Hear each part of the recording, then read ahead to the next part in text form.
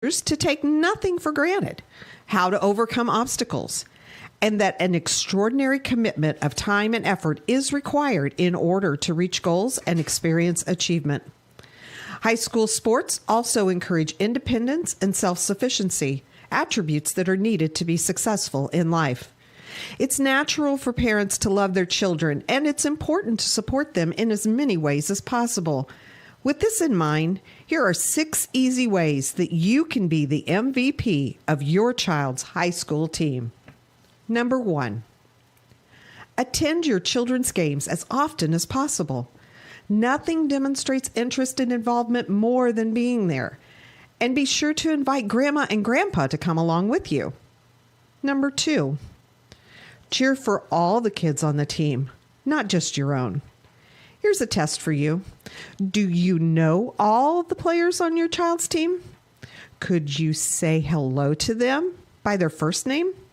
Embracing the entire team is a great way to show that your interest is sincere. Number 3, be a resource for your child's team. Does a teammate need help with transportation? Is the team trying to raise money for new uniforms? Is someone needed to organize a pizza party before the tournament starts? Maybe you can help. Number 4, try not to criticize the coach or the officials in front of your child. Hey, you're human, and there may be times when you need to vent, but be careful when and to whom you do it. Criticizing the coaching staff undermines its credibility and tends to put your child in the middle. And games are seldom won or lost because of an official's call. Remember, coaches and officials are objective. Most parents are not. Empower your child to talk with the coach about concerns. Everybody wants more playing time, and understandably so. But encourage your children to have that conversation with their coaches instead of you doing it for them. Giving teenagers the confidence and conviction to speak up for themselves is one of the greatest benefits of participating in high school sports. Number 6, focus on the life lessons your children are learning, not on win-loss records or how many points they're scoring. According to the NC2A, only about 2% of all high school athletes win a sports scholarship, and the average value of it is less than $11,000. But every child will benefit from the lessons they've learned as a result of participating in high school sports for the rest of their lives. It's difficult being the parent of a high school athlete. There's far more emotion and social pressure involved than is ideal. But if you follow these 6 pointers, not only will your children love and respect you, but so will their teammates and coaches. And you might even be named MVP. Thank you for your support of high school athletics in Indiana. Stay tuned now. The Indiana SRN game is next. Indiana SRN, where you're always in the game.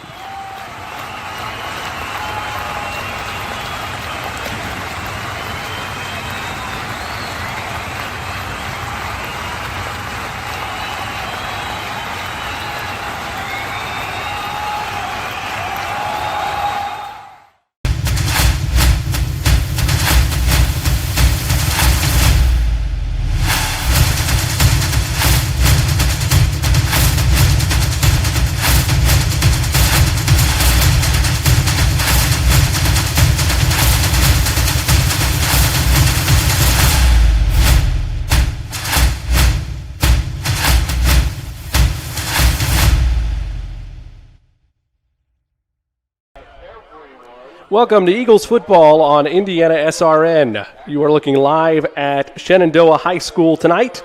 Jimmy Cook alongside the coach Keith Myers. So pleased you've chosen to spend part of your Saturday evening with us here on Indiana SRN and the Indiana SRN family of networks. We've got a top 10 battle for you tonight as the 10th ranked Shenandoah Raiders go up against the 7th ranked Heritage Christian Eagles. Of course, both those polls in the Class 2A polling. And as I bring the coach into the fray, Coach, the Eagles hungry, ready for their season opener. It took an extra week for them to get here, but here they are against a Shenandoah team that is riding high after their first win against a, while younger, still talented Scecina team last year, the first time they've defeated Scecina in 6 years. Yeah, you talked to Kyle Ray last week, and he was disappointed that he couldn't play because of certain situations. So this is their first game, so they're going to get their feet wet. They were hoping to have a home game last week against South Bend. Didn't happen. The Raiders just pounded the ball against Scecina. I don't think they've passed the ball maybe once or twice in the whole entire game. And they come up with a win of 14-13. Now they're home in their comfort digs, playing on a Saturday evening where, to be frankly, there's only 2 games going on tonight. That's this one and Addicts and Gary West. And guess who have both of them? Indiana SRN. And up in Newcastle, Bill and Tony Donahue has the radio broadcast. So all 3 games that are being played tonight are covered by Indiana SRN. So we're pretty happy about that. And talking about exclusive, that's real exclusive for you. It's a beautiful time to be involved with the Indiana SRN family of networks. As Coach mentioned, we want to have you here as this is a primetime affair amongst 2 ranked teams, but feel free to bounce around, maybe use 2 screens and to get the radio broadcast with Tony and Bill as well. As Coach mentioned, Shenandoah last week having the opportunity to play against Scecina. He was close in the number of passing attempts, not a lot of pass attempts thrown, just 14 times they threw the ball. Tanner Goff, the senior, went 8 of 14, threw 2 picks over the course of the night on the success of their offense. Obviously didn't come from the passing game last week, but as Coach alluded to, it was the running game, a quartet of Raiders, I should say, running the ball for Shenandoah. The leader of the rushing attack was the quarterback, Tanner Goff. So while the passing wasn't there for him, he had a 95-yard rush last week on just a beautiful designed run where he started up the middle and then cut it outside and took it all the way to the house. Scecina clearly wasn't expecting that, but Coach McCaslin of Shenandoah had mentioned to us last week that this is a brand new offense that they've installed. He was worried about some early hiccups. Perhaps that is why the passing game was so lackluster for them. However, when you rush for 261 yards against a Scecina team that does pride themselves on defense, you've got to be happy with it, and rightfully so, his crew was. The other thing you have to look at is the time of possession. They had the ball for 30 minutes and 10 seconds, while Scecina only had the ball for 17 minutes and 50 seconds. So you look at the time of possession, and that's huge. And I think that's why this game could be very, very quick tonight, because if both teams run the ball, as I think they will, I think Heritage will throw the ball a little bit more than Shenandoah. But if they both run the ball real well, we could get this game done in an hour and 25 minutes, which would be okay. I could go home and have a pizza and maybe watch some NBA games. Get some playoff basketball you could catch up on. Let's take a look at our starters, starting first with the Heritage Christian Eagles, and we'll focus on their offensive attack. Hey, when you look at the starters for Heritage Christian, Coach, this is a Eagles team that is led heavily by seniors. In fact, when we were doing the prep for this game, as I was putting the board together, I was surprised that almost every major position you could want on the offensive end is led by a senior and is backed up by an upperclassman as well. The one player that you might want to look at a little bit differently is number 20, Colton Brown, the running back. He is the junior. He is the stir that makes things mix, if you will. Max Milton is a senior quarterback who plays very, very well. But, that whole entire front line with Thomas and Johnson, Holstead, Sharp, and Craig is very, very important to keep everybody nice and safe, and watch the wide receivers because they can run and they can flat out catch the ball. Yeah, in some of those pre-broadcast meetings, Coach Ray mentioned that Max Milton, as Coach alluded to, is more than capable of operating under center, but they're going to rely on the play of Milton, the running game of Brown that he brings, and then the trio of wide receivers of Waltz, Gehrig, and Thompson. And on the defensive end, Colin Thompson, a force to be reckoned with, as is Ethan Orsted and Sam Johnson, to name a few. As we look over at the defensive side of the ball for Heritage Christian, we mentioned Thompson there as well. I find it always so fascinating in the high school game. Obviously, you have to regardless of school size, you're going to be more than likely having players that are starting on both offense and defense, and this is a Heritage team that has players that can do it on both sides of the ball. Especially in class 1 and 2, you see that more than you do in 3, 4, 5, and 6. When we highlight, as we mentioned already, Colin Thompson, Harrison Waltz, we mentioned a player that's going to do it on both sides of the football, as well as Camden Wolf and Reed Gehrig for those Heritage Christian starters. So again, this is a team ranked 7th going into the season, unable to get a game last week, and they are looking forward to this, their season opener tonight against the 10th ranked in Class 2A Shenandoah Raiders. As we switch over to their side of the field and look at the starting lineups, first with the Shenandoah offense. We mentioned Tanner Goff last week. He was the leading rusher for this team, including that 95-yard touchdown run that he had. 16 carries for 165 yards, that 95 long run. That was the touchdown score for Shenandoah, one of their 2 touchdowns scored last week. Josh Farmer also a dominant force in the backfield, and then one of the preferred targets for the Raiders last week was Cole Hughes. He had 3 catches for 35 yards. But again, this is a team, at least in their first week with this new offensive set, really relied heavily on the ground game. I think the key players tonight that you got to watch is Goff is the quarterback, but Josh Farmer has to have a pretty good game. And then Cole Hughes, as you mentioned, he could catch a couple passes. He is fast enough to get behind the defense, and if he's wide open, Goff has the arm that can check it down the field 30, 40 yards. Yeah, they're operating Cole Hughes out of the slot, and he had a lot of success there last week. We switch over to the defensive side of the ball. This defensive team is very talented. Yeah, they had 66 total tackles, 43 of which were solo tackles a week ago.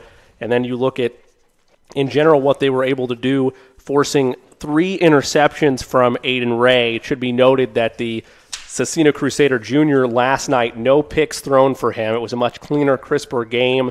They were able to get things going. They made a change at running back last night from what they saw against Shenandoah a week ago. So clearly they didn't like what they saw on film a week ago. Shenandoah was able to take that away, and this is a defense that is able to do something like that, to get a seasoned veteran like Ott Hurley to go back to the drawing board 1 week later and readjust his offense because of what this defense did last week. And then let's look at this. Let's take a break first, and then we'll look at the series of Heritage Christian and Shenandoah. It's a very interesting series. Can't wait to see that. You're watching Eagles football powered by Indiana SRN. Life comes at you fast, so it's important to have some help along the way. My favorite patient.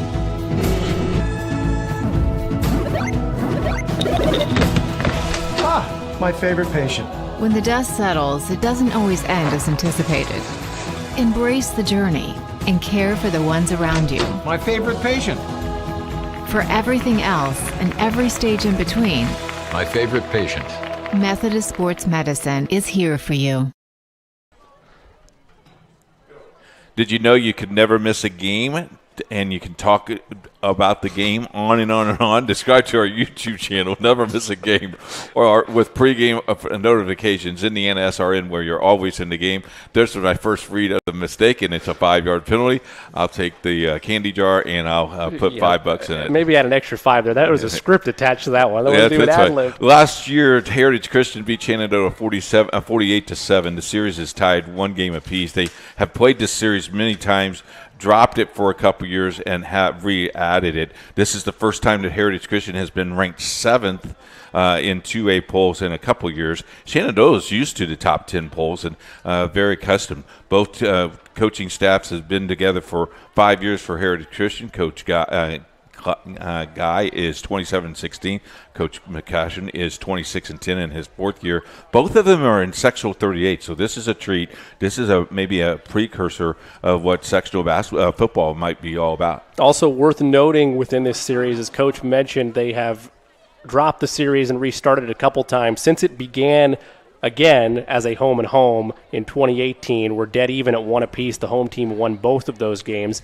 As Coach mentioned, a 41-point dominant victory for Heritage Christian last year at home. And this stat, it might not mean as much since they have not played each other as consistently this decade, over the last 10 years, I should say. But the last time that Heritage Christian was able to earn a victory at Shenandoah You got to go all the way back to September 14th of 2012. That was a 51-20 victory for Heritage Christian.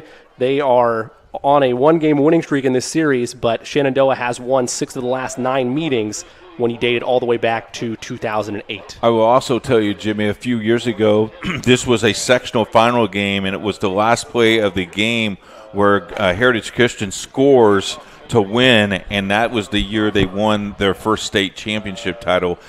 We could have one of those games tonight. Average margin of victory should be noted. As you mentioned, Coach, we want to have a close game like that, but traditionally speaking, when it's outside of the postseason in a regular season matchup, it's been whoever wins this game is winning by well over double figures, an average margin of victory of 30 points per game. And you mentioned how familiar Shenandoah is with being ranked inside of the top 10. Well, when they faced Heritage Christian since 2008, they've averaged 33 points per contest. It's only been over the last 5 to 10 years that Heritage has risen their scoring average, just 24 points per contest against Shenandoah. That's a difference of 9 points dating 12 years. Heritage finally getting their program, like we mentioned, over the last 5 to 7 years, where they want it to be, and I expect a high-scoring affair tonight with such a senior-ridden roster. And Johnny Harrell has this as a pick-em, so there you go. How close could you be? Well, that could be maybe the telling tale.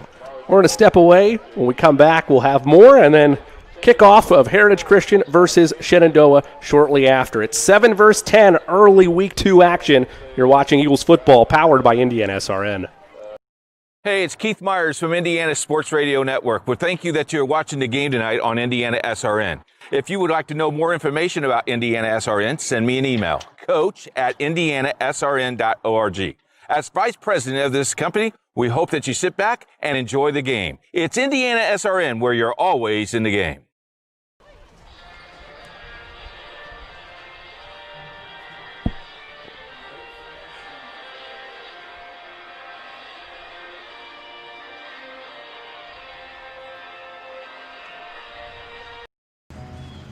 Hey folks, good to be with you for tonight's game. My name is Andy Simpson, and I'm a licensed IHSAA football official, and welcome to Friday Night Football, powered by Indiana SRN. On behalf of the 340 football officials, the IHSAA, the crew here at Indiana SRN, we hope you enjoyed tonight's game, and more important, don't forget to subscribe to the Indiana SRN YouTube page. As you're watching tonight's contest, I'm going to show you a few of our signals that will help you better understand the information we are trying to convey. Touchdown, safety, first down, holding or illegal use of hands, encroachment, or offsides commonly known, false start or illegal formation on the offense, or a free kick, scrimmage violation, face mask, intentional grounding, roughing the passer, clipping, illegal shift, illegal motion, illegal block, pass interference by the offense or the defense, delay of game, and the one signal we dislike and you as fans don't like seeing, unsporting. We'd like to thank everyone for tuning in tonight and following us on Indiana SRN. You can also tune in to the Football Weekly Show and Coach's Show every Saturday morning at 8 a.m. on indianasrn.org. Finally, if you've ever thought about becoming an IHSAA official,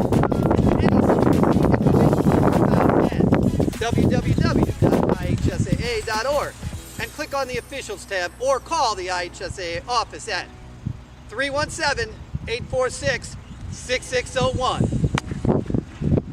Now, sit back and enjoy the game.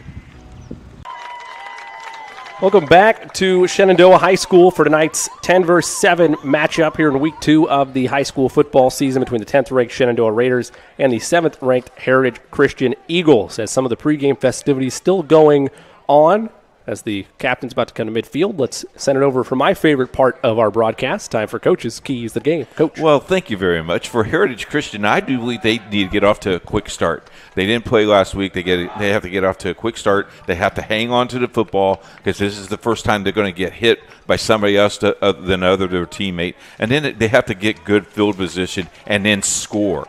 For Shenandoah, you have the home crowd with you. It's 81 degrees. You're playing on a Saturday night. You're playing with a fairly good crowd on hand, as you can tell by our field mic that the crowd is rambunctious. So they just need to play their football and really just grind the football. And again, if they have an opportunity to score every single time they can, as the captains are going to the center of the field. The coin toss is brought to you by our good friends at Summers Heating and Cooling. Thank you very much for them for allowing us to do what we do. 81 degrees and mostly cloudy skies. No rain in the forecast, and by the time this game is over, it will be 74 degrees. So should be a great night of football. When you look at one stat that I'm going to be trying to track as the night goes on, we mentioned that the passing attack was not there for Shenandoah last week against Cecina. Well, it wasn't there on a lot of different spectrums of the stat category, but the one way it was not there was touchdowns. No touchdown receptions, no touchdown passes last week, so we'll see if we see a Shenandoah passing touchdown by night's end. Yeah, that would be a key, as Heritage Christian won to toss and elected to receive. It will be very interesting as we make comments of every single time we're on with a smaller class of 3, 4, 5, 6. 1A and 2A, maybe 45 people on their roster. When you go to 6A, you'll see about 90 people on the roster. But all these kids will get an opportunity probably to play sometime tonight, and it should be a lot of fun. Nice little crowd on hand for the Heritage Group, and I know we have a lot of people watching online. Thank you, Grandma and Grandpa's, for tuning in tonight. Looking forward to it. Our producer, Jerry Collins, is ready. We're ready, and this should be a lot of fun. You surprised at all that this happened last night against in the Speedway Cecina game? It was Cecina that or Speedway, that won the toss, and they chose to receive as well. What happened to deferring? Well, it's COVID, baby. Got to get off. You never know. The game may be called midway through the game. Got to get possession right away. Yeah. I understand. So it'll be, as Coach mentioned, Shenandoah set to boot it deep. Heritage Christian, you got to think chomping at the bit.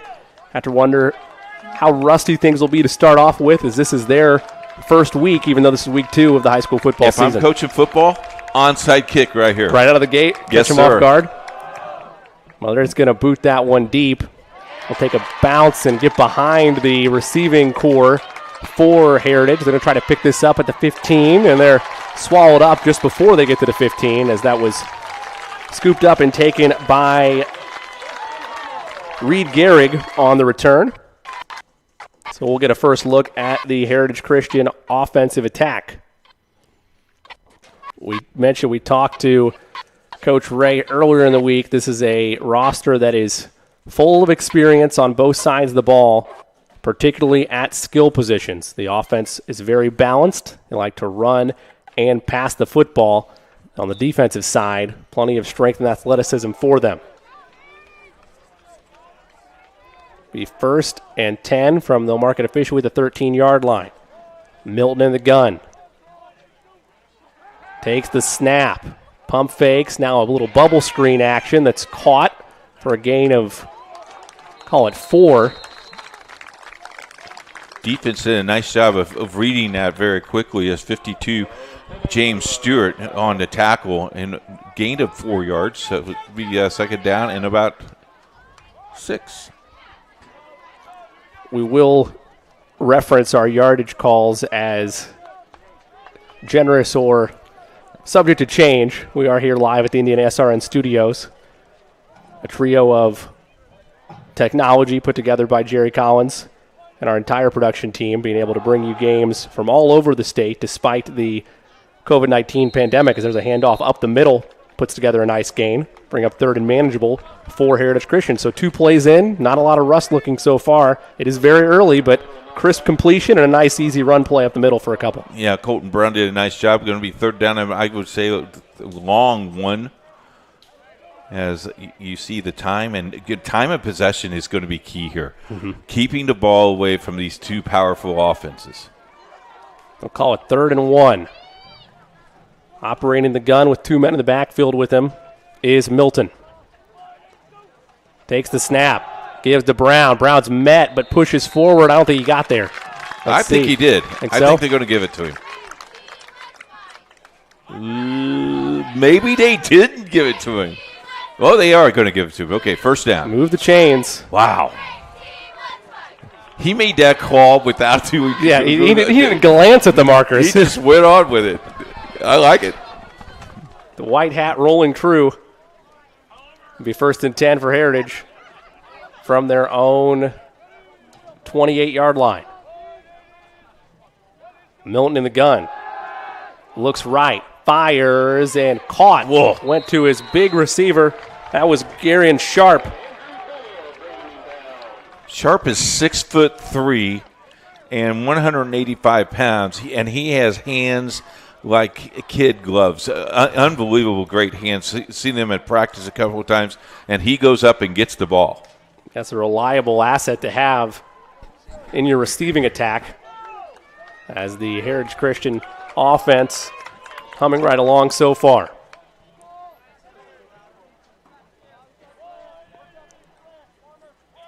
Second and 1, Milton hands it off. Move the chains. That was Austin Yates, the junior. So you've had Yates, you've had Brown, you've had Milton throw a couple times, and they've eaten about 4 minutes of this clock.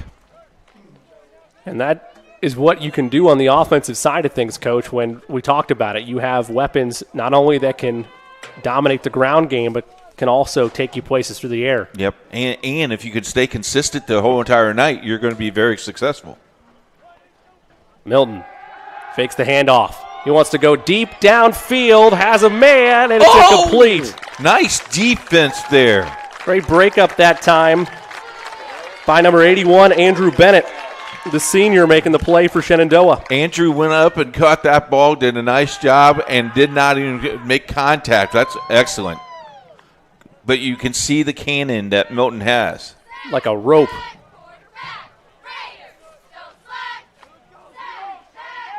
They break the huddle now on 2nd and 10. Early stage of this first quarter, the season opener for the 7th-ranked Eagles. Milton in the gun, looks for a quick screen, hooks up with Gehrig. Gehrig makes a man miss, now gets outside, he's off to the races. At the 50. Got a block. To the 40. Pushed out of bounds at the 35-yard line near the 30. What an effort there after the quick screen. Milton to Gehrig, and the Eagles offense continues to move like a nice machine so far in this first quarter. The three-step drop Milton has. Look at this. He's in the shotgun. 1, 2, 3, fire, and look at this block. Boom. Number 11. And the nice little inside-out move through two defenders into one another. Harrison Waltz did a nice job. Good trap, nice block. I like that play. Maybe we should do that on our flag football team. There you go. I like that. I'll get it in the drawing board and make sure it's in the playbook after this. All right, I appreciate that. Be 1st and 10 for the Eagles. In the gun is Milton.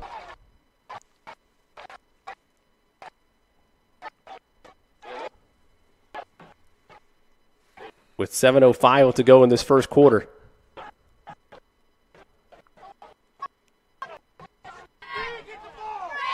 So we mentioned that we are broadcasting tonight's game from the Indiana SRN studios.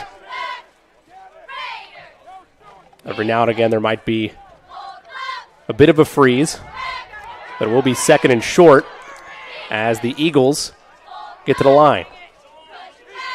That handoff is right to Brown. Brown finds a block and gets the first down easily. As we do, I think, have a score update, potentially, here in a moment. I will confirm that for you in just a second. And it is. Addicts just scored. Oh, Addicts just scored, making 7-0 over Gary West. As I'm watching it on a different monitor, there's a time lapse. So yep. Jerry's seeing it live. I'm just seeing it. Got a little bit of a delay. Yeah, I'm just seeing it like everybody else is. Thanks, Jerry, for ruining a piece of pie for me. I appreciate that.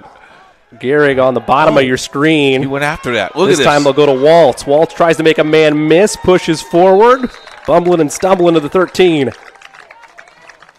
Reed Garrett, not trying to knock Reed, because Reed probably is a better football player than I ever have been. But you got to hold that block. You got to hold that block just one more second so he can run across that end zone. Give him a chance to break it open. Yeah. Here's what I'm impressed with. 5:30 to play in this first quarter, folks. They've had the ball the whole entire quarter. I mean, I know you mentioned time of possession being a big deal tonight, but Heritage absolutely taking that to another level on this, their opening drive. I know. Milton, again operating out of the gun, the primary spot. We'll see him tonight. He rolls out, has a man, end zone, just over the outstretched arms of Sharp. That bring up second down. That might have been a little bit high because he released the ball a little bit farther, a little bit sooner than he needed to. Well, you mentioned Sharp's 6'3". It takes a little bit of skill to overshoot your 6'3" target at that level, let alone in Class 2A. I couldn't even hit a 6'3" guy if I had it standing still. You and me both. Be 2nd and 5.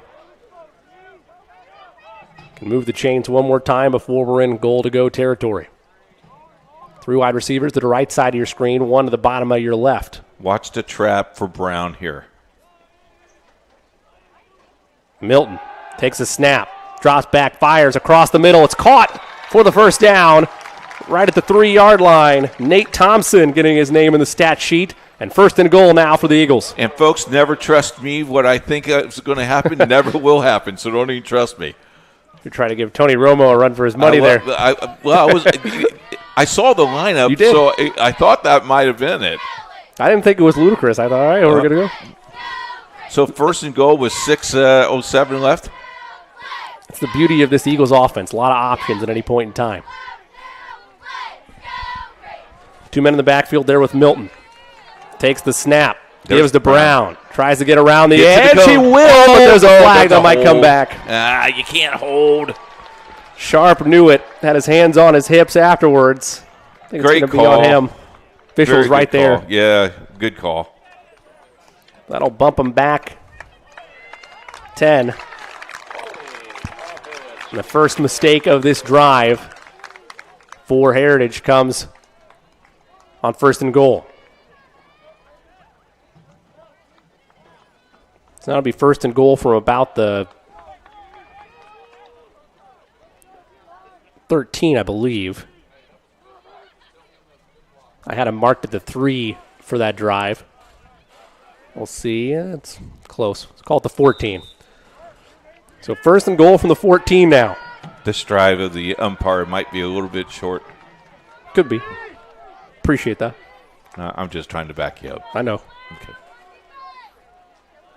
Always appreciated. Milton hands off to Brown. Brown will try to get it this time. Makes one man miss. Keeps turning the legs, turning forward, and he got close to that penalty yardage back. We'll call it a 9-yard gain. Make it 2nd and goal from the 5. Blake Surfer on the tackle, senior.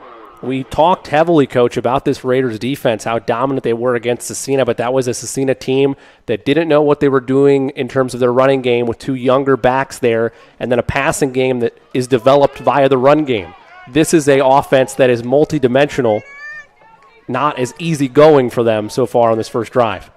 Yeah. It's going to test their character. It will definitely test what you have. Milton takes the snap, play action, got fires, incomplete. Sharp tried to get one paw on that one. He got a fingertip on it instead. We'll bring up 3rd and goal from the 5. Nice little mix-up plays here that Heritage has had this first series. Particularly when passing the ball. They haven't focused on one particular target. They've been spreading it around, keeping the defense guessing as to where you're going to go. And as you mentioned, mixing up your running game with play action. That was the right play call there. The pass was just a little bit too much on it and a little bit too wide of Sharp. 3rd and goal. Eagles trying to get points on their first drive of the 2020 season. Milton takes the snap, looks left, fires corner, and incomplete, but a flag. Intended receiver was Gehrig. Let's see if that's going to be holding or if it'll be pass interference. I think you may have pass interference on number 2. And the crowd is not going to be happy with this. Cole Hughes. That's what he indicated was pass interference. I do believe Cole probably had a hand in his back. So now they'll go half the distance of the goal. And these were errors that just you didn't see Shenandoah make a week ago, particularly in the red zone. And now you give an offense that is just humming right along half the distance. Interesting that the official didn't even make the call. They just set the ball in play. Take the snap to Brown. Brown trying to get around the edge. Dive for the pylon. Touchdown, Eagles. Wow. Brown's just strength bulldozed it over, and all you got to do is hit that pylon, and it's worth 6. And so an early lead for Heritage Christian. It took a little longer than the Eagles might have thought with that holding penalty, but Colton Brown finally gets his name in the scorebook with the first touchdown of the 2020 campaign for Heritage Christian. 6-0 with the PAT pending.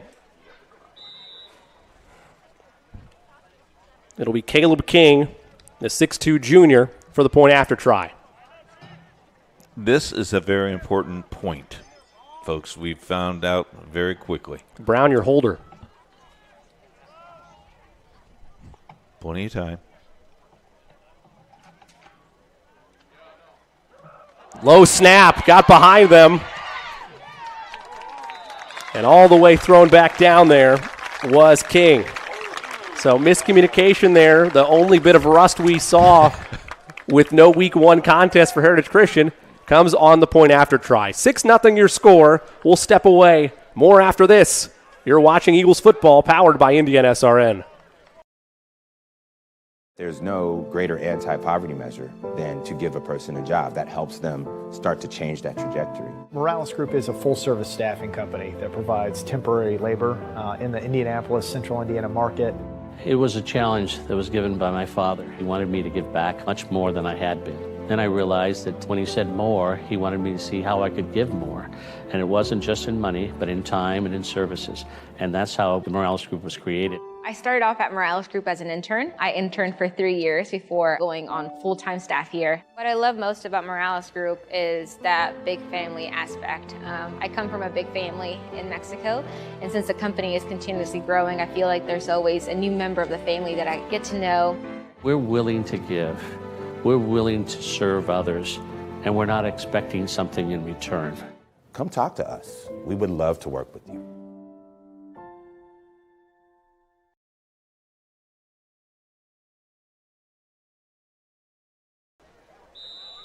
Welcome back to Shenandoah High School. 6-0 the score after the 3-yard scamper by Colton Brown gives the Eagles their first touchdown run of the season. A 9-minute, 54-second drive. I'd take those all night. And what was your major key? Consistency and giving time and giving really good time for the quarterback to throw the ball. That and I was there. We got a delay game on the kickoff, I think. That's not what you want. Yes, a delay on the kickoff. You just cannot have those mistakes. So, again, we mentioned, I anticipated, I think you anticipated as well, some type of rust to be present for the Eagles. Offensively, smooth as the other side of the pillow. For the defense and special teams right now, not so much. Well, you look at – here's the thing, Jimmy, and I, as an official, I will tell you this. I would tell the kicker, I'm going to blow the whistle. Watch the line judge. The line judge is going to tell you when his hand is up and then he gives you the point, you got to kick the ball. There is no reason why you have a delay game on the kickoff. Just my opinion.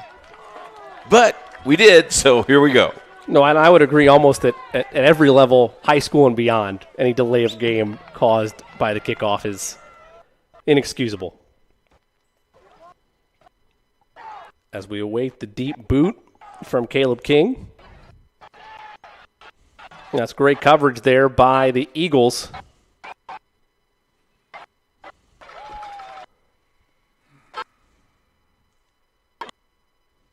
We mentioned the early miscues from the special teams unit, missing the PAT and then the delay of game on the kickoff. But it would appear that great coverage there by the special teams unit. Not bad considering they had to move back a little bit. Yeah, it looks like the ball is right on the 14-yard line of Heritage Christian. Interesting to see what Goff will do here. Yeah, we didn't see a lot of passing from Goff a week ago. He threw it just 14 times, threw 2 picks. I just like the kid. Got guy standard and just a big kid. Goff takes the snap, gives to Surface. Surface tries to get around the edge. He's forced out of bounds after a gain of perhaps 4. Bring up second down. That's a lot of what we saw a week ago from Shenandoah. Was a ground and pound styled game. Surface had 13 carries for 41 yards and a score. Goff not afraid to run with it as well. We mentioned he went 16 carries for 165 yards and a 95-yard touchdown run as well. And they're running this on the short side of the field, too. Takes the snap. It's a sweep. Oh. And it's lit up easily by the Heritage Christian defensive attack. Colin Thompson. Andrew Bennett on the carry. Colin Thompson, as Coach mentioned, there with the stop. So it'll bring up 3rd and 12 in the blink of an eye for Shenandoah. Heritage Christian so far, so good. Aside from the special teams miscues, you wouldn't know this was their first game of the season in week 2 of the high school football campaign. 3rd and 12 with 3 minutes to go. Goff rolls out, fires, has a man, incomplete, no flag. Intended receiver was Andrew Bennett. Let's take a look at the touchdown run by Colton Brown a moment ago. Here's one thing about Colton. He uses the defenders, and then he goes right to the cone. He knows all he has to do is hit that pylon, and it's 6. And so here comes a 4th down and 12. Looks like Shenandoah is going to give the ball right back to Heritage Christian. Yep, they're going to choose to punt. Should be noted, we've been mentioning Andrew Bennett. He was not targeted once last week in the game against Cecina. That's a wobbling punt that takes a generous Raider bounce. That looked like it was going to be dead to rights at the 30, and it rolls all the way to the 41. So still phenomenal field position for the Eagles, but a rough punt turns into a decent result on the roll. And smart for Reed, Garrett, not to touch that ball because that ball's alive if you touch it. And if that defender was right there going, go ahead, big boy. That would have added to the special teams errors. Catch Indiana SRN all week long, high school soccer, volleyball. We have it all for you. Check out our website at indianasrn.org. Check out our Twitter at indianasrn. 1st and 10 for the Eagles. The handoff is to Brown. Brown right up the middle, bullying his way forward close to the first down marker. Brown picking up on this drive right where he left off at the last. Nice, the offensive line blowing people off. He gets almost 7. Give him 8. 2nd down and 2. We mentioned the defensive effort by the Eagles forcing the Raiders to punt. They only punted 4 times last week against Cecina.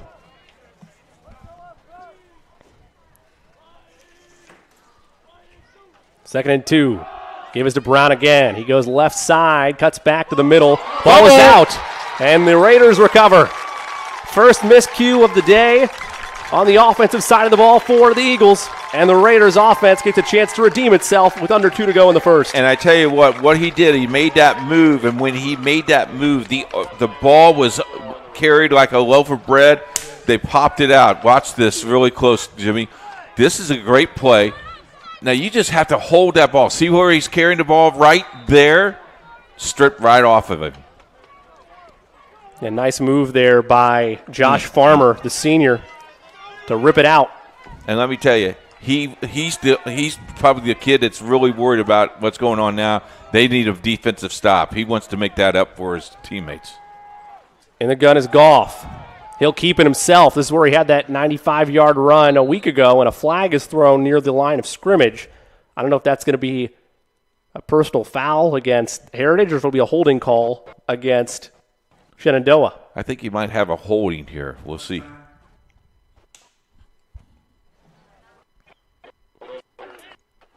Uncharacteristic fumble there by Brown. And it is a hold as The yardage is assessed. Move him back 10. Just when you get a little bit of a gift from the Eagles, shoot yourself right in the foot.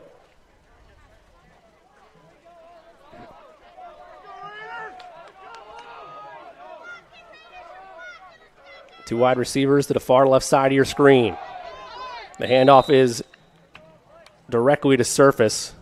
They'll gain about 4.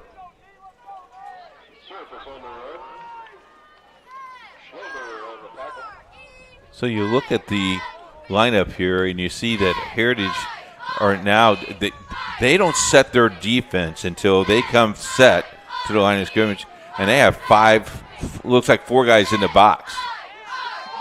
Sent a man in motion. Eagles almost jumped off sides. Raiders faithful wanted a neutral zone infraction or offsides call. Goff yells out instructions. Has Farmer there in the backfield with him. He'll keep it himself. Spinning and driven backwards. Interesting to see where his forward progress is going to be, as it looked like he might have been trying to escape and run backwards to maybe jump it outside. Yeah, I think he's strong enough that he thinks he feels like when he gets contact that he could spin and breaks it away.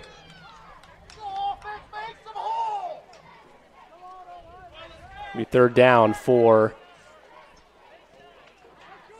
Shenandoah. Shenandoah.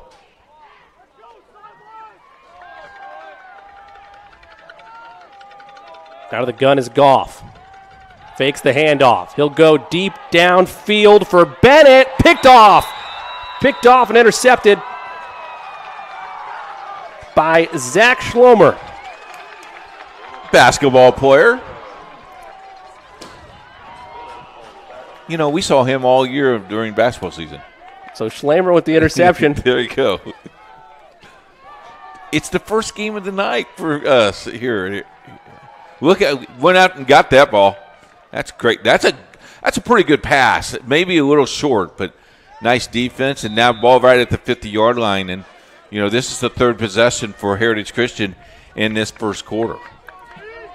You got to think that a brief talking to or consultation was given to Brown. Asking the young man just to take care of the football a little bit. I'm sure there's a coach over there called Coach Tom Brown that probably talked to his son. Goff. He'll give it right back to Brown. Brown trying to redeem himself. Cuts it back outside, and here we go. At the 30, to the 35, and near the 20 before he's forced out of bounds. How about that? Now he goes back and says, okay, I'm okay now. Not a bad response. Not a bad response at all. There is a flag on the field, though, at the 37-yard line. Take a look at this run. See if we can see where the penalty was. Let's see where we can pick up the penalty. There's nice block by the offensive line. There's a nice block. And there's where the flag came. So that might have been a blindside hit. Oh, chop block. Chop block. From the angle, it looked like it was either going to be blindside or chop block. Yeah, that's a good call because he did hit him below the waist. You got to be very careful, especially because he's playing defense and you're an offensive lineman. Gary West just scored to make it 8-6 over Christmas Addicts. And now we're at 1st and 10 and the ball. Wow, that's a big-time penalty. Negated that gain completely. It's a screen pass into the flat. Taken by Thompson. It'll be a first down, but there's a flag on the play, I believe.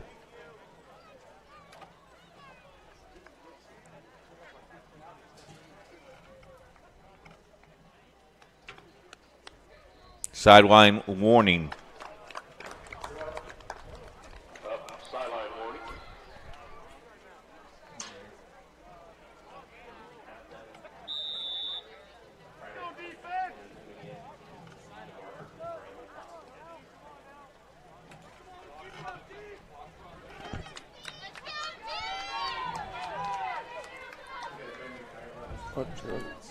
So we had sideline warning. That's not a 15-yard penalty, a 5-yard penalty quite yet. Next time it is. You got to be on the white And that's again, you got to let the room of the officials to do their job. So that'll be 1st and 10.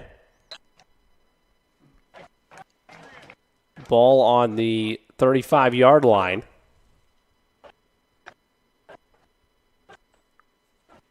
Another smooth drive to this point for Heritage Christian, save for the penalties.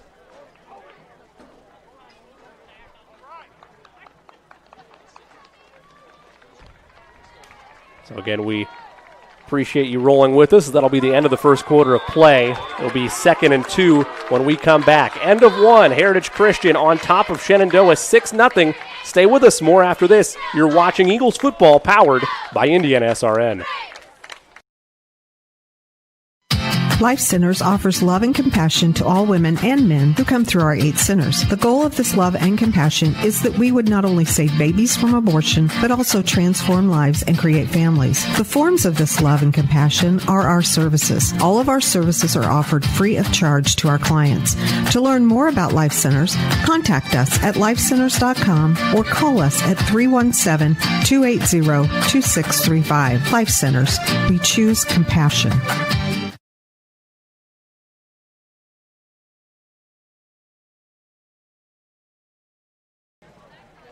We always want to hear from you on game day and every day. Be sure to tweet at us at IndianaSRN. Be ready for a shout-out. Thank you so much for watching. Again, tweet us at IndianaSRN or hit that follow button.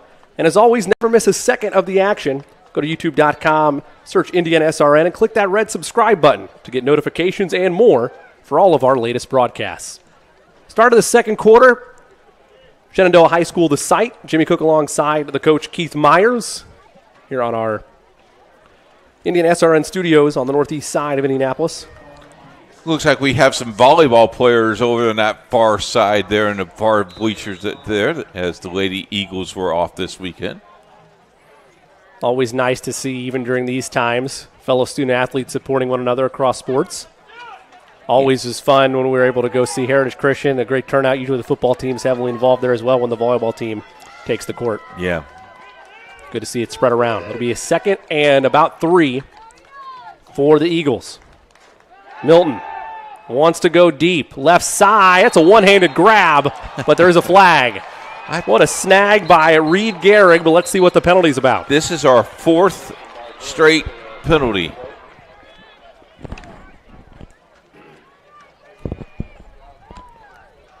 I think we might have a hold here. Officials discussing it. It was an impressive snag there by Gehrig. I think it's going to be all for naught. They have an illegal man downfield. I wonder how that is. So that'll negate this impressive grab. That was walk it back. It's a 5-yard penalty. And still 2nd down. So it'll be about 2nd and 8 now.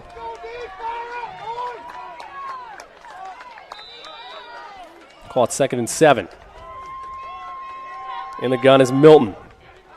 Takes the snap. Looking. Downfield. Again, it's Garrett. Goes upstairs and makes the grab. How about that catch? Tracked it the whole way. Had the defender on his hip. Makes that grab right at the 10-yard line.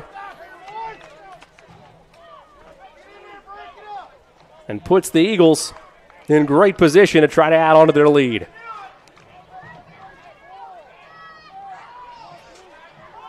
Be 1st and 10. At the 11. So they can get a 1st down and goal. In theory. Milton takes the snap. Hands off to Brown. Brown tries to get to the edge. Working his way there the hard way. Trucks a man down. All that gains just 3, but still showing off his impressive endurance and strength there. Throwing the defender to the turf. I like Burr Tram right there for Shenandoah, number 54, big boy. 44 tackles last year.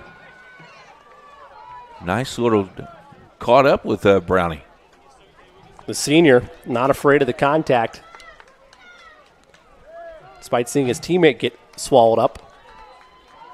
Be 2nd and 7.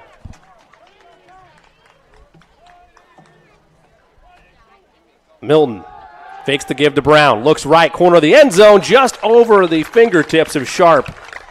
Second time they've gone to Sharp in the red zone. And, Sharp, I think, jumped too soon that time, Jimmy. I think you got to wait a little bit, time that a little bit. But, again, that might be a little bit of rest early because you didn't play last week and maybe the reps. One of the things we've got to talk about is everything was kind of late this year. So for these teams trying to get things established, it takes a while to get things going. So it'll be third down for the Eagles. We wait to see if they can put together another touchdown to cap off this drive.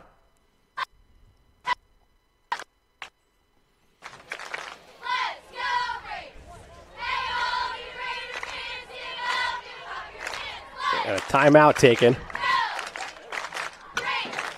It's either a timeout again. We appreciate you bearing with us. It's either a timeout or the Eagles just scored during that brief disconnection with our signal. We are broadcasting these games remotely with COVID-19. So, again, we appreciate you rolling through with us. And Shenandoah did just take a timeout on this third down. Not a bad idea to talk things over. This is a critical third down of the game right now, Coach. Sure it is, because of the time of possession of how Heritage Christian has ran the ball and really controlled the clock, and it is. Actually, you really kind of need this break to get things regrouped and see what you're doing. I believe we do have a scoreboard update per our producer Jerry Collins. Attucks scores once again, makes it 12-8 over Gary West with 1:56 to play first quarter.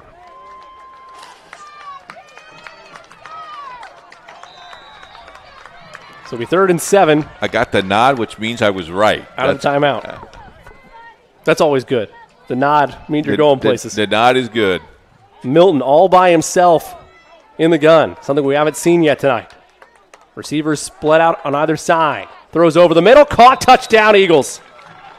Give that touchdown reception to Zach Schlemer. 12-0, all Heritage so far in this first half. Okay, question. Do you go for 2 here? Yes, because of, and no disrespect to the Eagles, but because of how rough that PAT snap was, I'd go for 2 right now and just see what you're working with the rest of the night. Well, you can't coach high school football. The other school of thought is let the young men get back out there, redeem themselves. Yes. So early in the season. I'm for either one. Well, I think we're going to see the field goal. Yep, we're going to see the latter. So King with Brown as the holder. Better snap. Perfect hold. Kick on its way. Right down Broadway. 13-0 Heritage Christian all over Shenandoah early stages first half. Stay with us. More after this. You're watching Eagles football, powered by Indiana SRN. Every day, Summers Plumbing, Heating, and Cooling keeps Hoosiers comfortable at home. When you see our bright orange trucks on the road or in your neighborhood, you know the Summers tradition of trust is alive and well. We deliver essential services where you need them, when you need them. We're trusted for quality service at fair prices. Plus, we do what it takes to keep you safe in a time like this. Just call Summers and enjoy the season at home in comfort. Welcome back to Shenandoah High School. The 7th-ranked Eagles of Heritage Christian on top of the Raiders of Shenandoah, ranked 10th in Class 2A. 13-0 here with 10:09 left to go in the second quarter. Coach, we've seen, albeit a small sample size tonight, the Raiders' offense struggle to this point, about to receive the kick deep. What do you expect to see from them, knowing that they are still a little uneasy about throwing the football? I think you're going to see golf.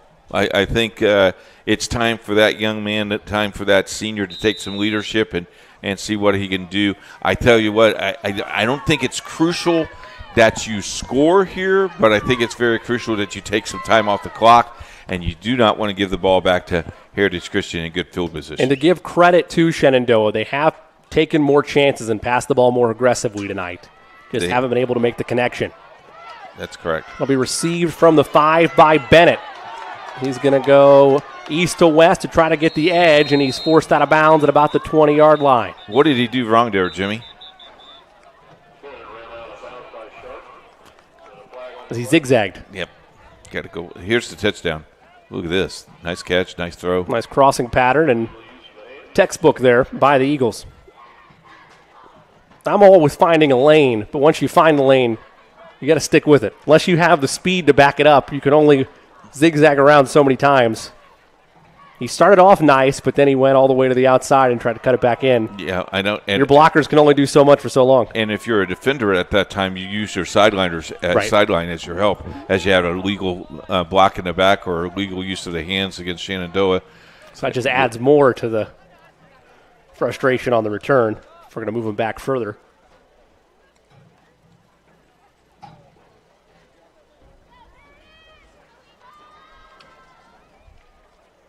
So they'll move it back 10. And the Raiders, who again have struggled so far offensively tonight, will be forced to start this drive deep in their own territory. In the shadows. See what Goff and the Raiders have up their sleeves.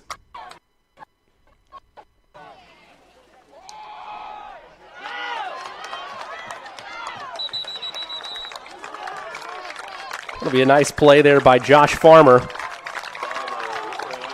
Again, we didn't see the play initially happen, but with the way the Shenandoah offense operates, I'm going to assume that was a toss to Farmer.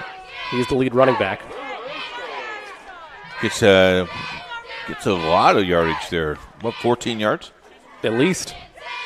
Moves the change and gives plenty of breathing room now to Shenandoah. Best play of the night for the Raiders. Goff with Farmer back there. Wide receivers on either side. Man in motion is Thompson. Give it up there. Does Goff. Keeps it himself. Tried to cut back inside, but nothing doing. Decent game. Going to see a wide variety of misdirection the more advanced and fine-tuned this offense becomes when they utilize the running game.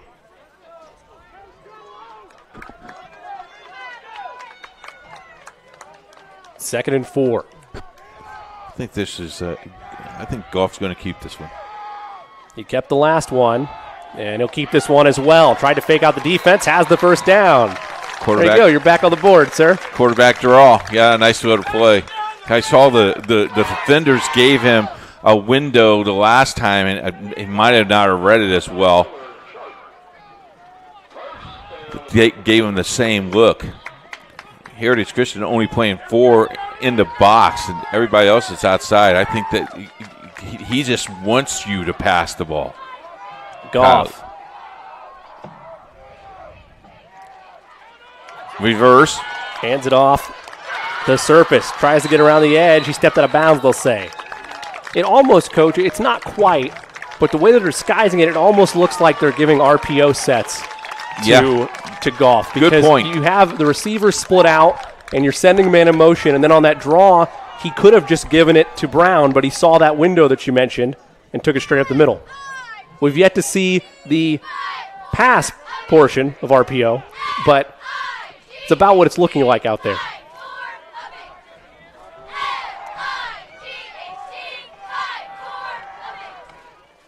Goff gives it up to Farmer, excuse me.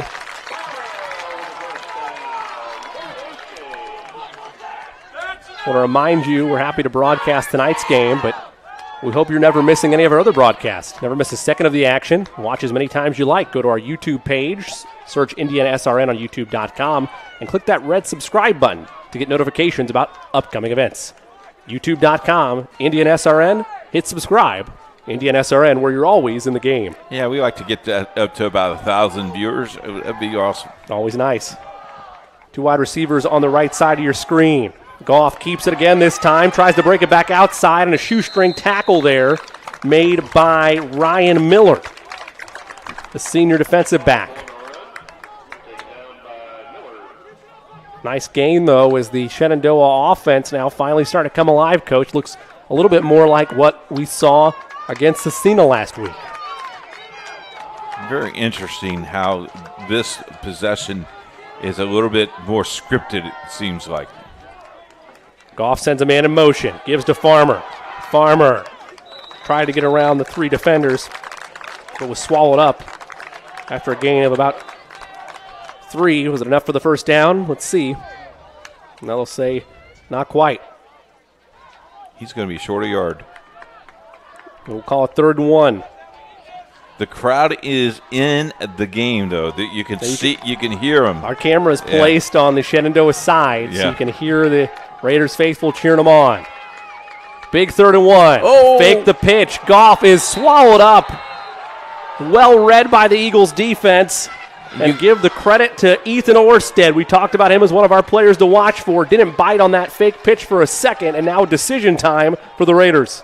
And the assistant coach, you could see the assistant coach wanted him to toss that ball because there was wide open green space on the wide side of the field, and Goff decided to keep that.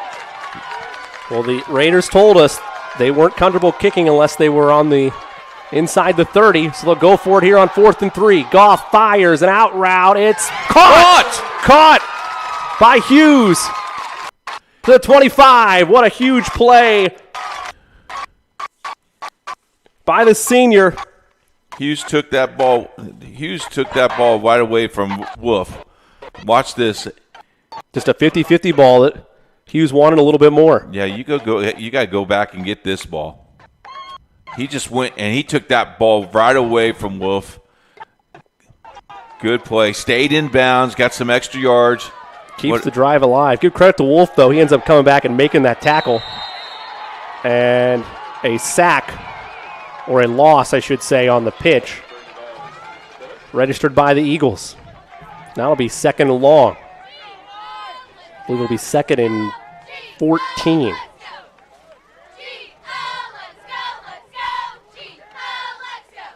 We'll call it 2nd and 15 officially. So your offense gets a bit of a break, and then the Eagles defense right there. Goff drops back, fires, incomplete. His intended receiver was Wyatt Louder, the senior.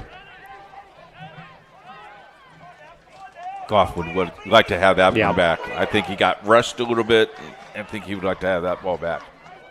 So now it'll be 3rd and forever. We saw him pick up a 3rd and short just a second ago. And this is still outside of the territory that Shenandoah wants to utilize their field goal team. They like to be inside the 35. They have a freshman kicker on the roster. A little bit of pressure for a freshman. Just a tad. Goff takes the snap. Blitz coming. Has to make a decision. He's swallowed up and sacked by a barrage of Eagle defenders. Ryan Miller there, as was Jack Butler. Well, what do you do here now, Coach? Well, if you don't like to kick, well, here you go. You're going to have a kicking. You're going to have a punt. You're almost out of other options. You got to, because if you go for this one, 4th and 20, 30 yards, that's a tough one. Your defense looked strong enough a second ago. I support this decision. And what do we got? We got a timeout? Because I just feel like you don't have the passing weapons if you're Shenandoah to pick up 4th and 20, and then you add a delay game to it. You got a second delay a game, and again, we have played with a 40-second shot clock, if you will. That clock, though, starts once that ball is dead, and then it runs down from there. So this doesn't hurt Shenandoah, though. Actually, this kind of helps you. Good snap. Punt is away, and it'll bounce into the end zone. Oh, my. That's almost close. Almost pinned him deep. It'll be a touchback. With 5:38 left to go in this second quarter, Heritage Christian with the football, up 13-zip. Do you know Indiana SRN streams more than 300 games a year? That reaches millions. If you would like to help us put kids first by advertising on Indiana SRN, contact us at coach@indianasrn.org. Indiana SRN, where you're always in the game. Yeah, be sure to email Coach at Indiana SRN, because plenty of opportunities to get these young athletes a stage to show off their talents, particularly so amid these COVID-19 conditions. Yep. Fan limitations. Want to be able to see them in action. No better way than through Indiana SRN. And you might as well get on the basketball schedule because it's filling up pretty quick. Milton in the gun for the Eagles. He'll fire down the sideline. It's caught by Waltz. He'll get the first down and then a couple more. Actually, they'll call it right at the first down marker to move the chains. You know, Jimmy, football season will be very, very good for Indiana SRN, but we picked up a lot of soccer games, volleyball games this year. You're exactly right. This is the year that, if you want to help us out a little bit, this is the year that you want to do that. And I'm serious, folks. If you really want your high school on web TV for basketball, you need to email me right away because it is filling up quick. I would argue it's not helping us. It's helping us help you. Yep, to watch your kid. Exactly. The give that time is to Brown. He'll scamper for about 3. Brief amount of extracurriculars there. And I believe Brown is down.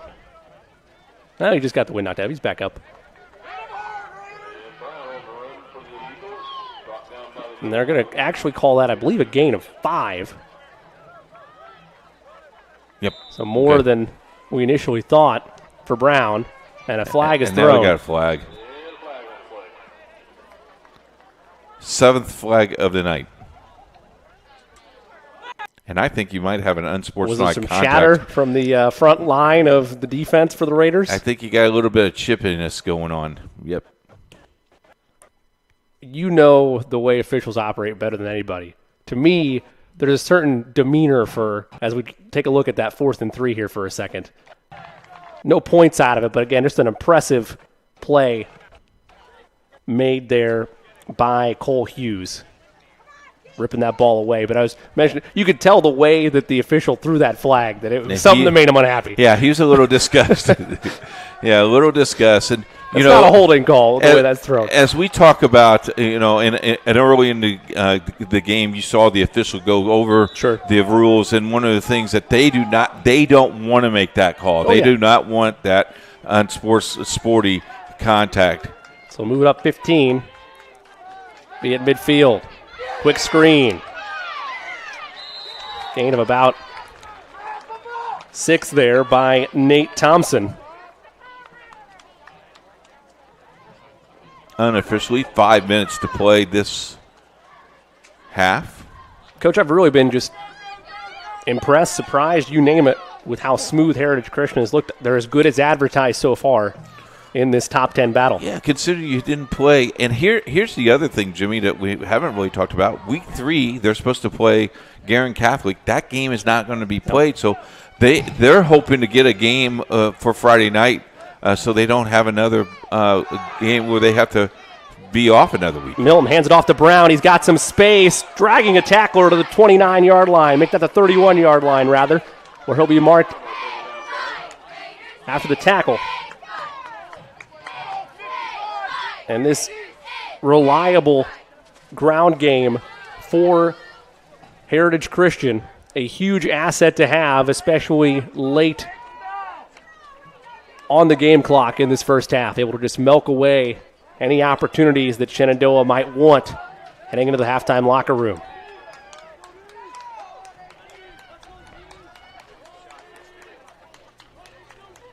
Milton takes the snap, looking Sharp's way, fires for him, and this one's caught, able to make the catch on the sideline near the 15-yard line. The 6'3" kid went out and got that ball, too. He was eventually going to bring one down after slight miscommunication between the two in the red zone. That'll move the chains and then some. The do-it-all offensive attack for Heritage Christian, taking it to the Raiders on all cylinders so far in this first half.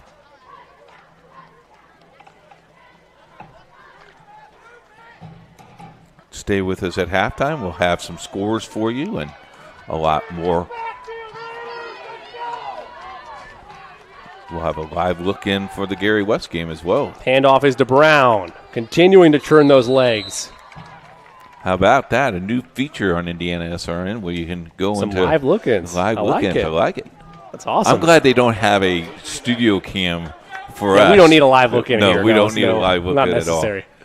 Our wives might not like that. Exactly. Speaking of wives, thank you for your wedding invitation. Yeah, no we problem. will be there. No problem. I was going to say it's not wife right now. Okay. It's still fiance. I did get your wedding gift. Oh, thanks. Yep. Was it working with you tonight? Nope. A bottle of water. There you go. It's important to stay hydrated. Anything I can do to know you. That's right. Always appreciate it. In the gun is Milton. Fires a quick pass to Thompson. He's near the marker, and a late flag is thrown. Might have a horse collar. Yep. Looks like a face mask. That's the indication from the far side official. 5-yard penalty.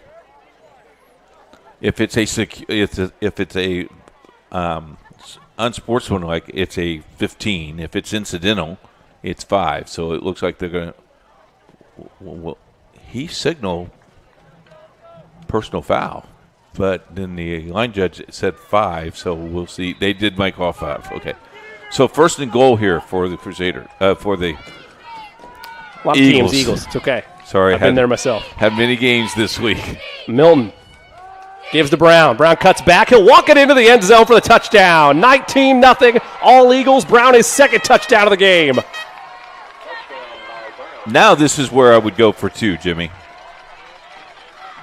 Your kicker's got some confidence now. Brown, the holder, has the confidence now. 21 looks a lot better on the scoreboard than 20.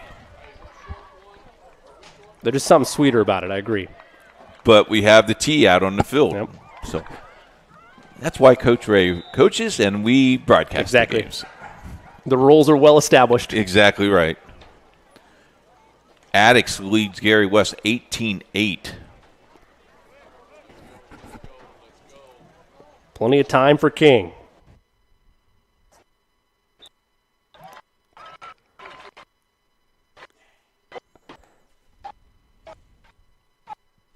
Based on the crowd reaction, there wasn't enough cheer there for that to be a Raiders block, so I'm going to say that he made it. What do you think? I don't know.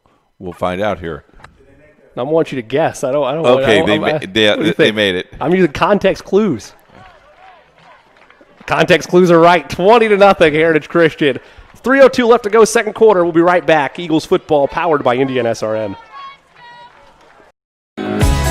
More fixing, more finding, more being original. Unique like this, trendy like that. More designing this, arranging that. More saving, and then more making it happen. More of your space looking like this, and more of you feeling like that. More excitement, more savings, more furniture, more rugs, more flooring, more affordable luxury from RG Decor. Welcome back to Shenandoah High School. 3:02 left to go in this first half. All Eagles, 20-0. They lead it. The 7th-ranked Eagles flexing their muscles so far over the 10th-ranked Raiders, and really just the one PAT missed away from a perfect outing so far in this first half. Yeah, and you know what? If we'll give a grade to both teams before we go away from halftime, so it'd be very interesting. Oh, that's at the 1. And Bennett's going to take it out, and he'll get just past the 10. He didn't really have a choice there. It wasn't rolling to the end zone. He could have taken a knee, I suppose, but you have to grab that out where that's at. It's not going out of bounds. It's live ball. What else are you going to do, right? Yeah, this is a good point. This is all natural grass. Right. And many of the, a lot of these teams now have the AstroTurf, artificial turf, whatever you want to call it. And that ball, in turf, that ball probably would have rolled in the end zone. In natural grass, you have no idea. It's different. And, I talk to players a lot. Talk to a lot of players of the difference of playing with grass and turf.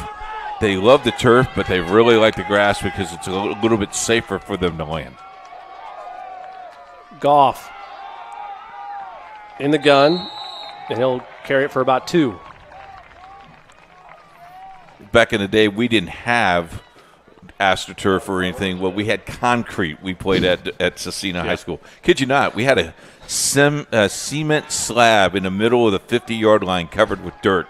Coach Leffler says we make us grow up to be tough men. There was no laces, just staples in the football. Yeah. The leather helmets, no face masks. Yeah. It was brutal. But once a Crusader is always a Crusader. There you go. Goff takes the snap. Blitz is coming. He's got time. Fires across the middle. Incomplete. Intended for Wyatt Louder, but could not get it to him, just a tad short. And to finish that thought, once you're a Crusader, you're always a Crusader, but then you go to Howe your sophomore year, junior year, and senior year, and you play Cecina every year, they remember that you were a Crusader. Yeah. But thank goodness I got to coach at Cecina. That's a good thing there as well. There you go.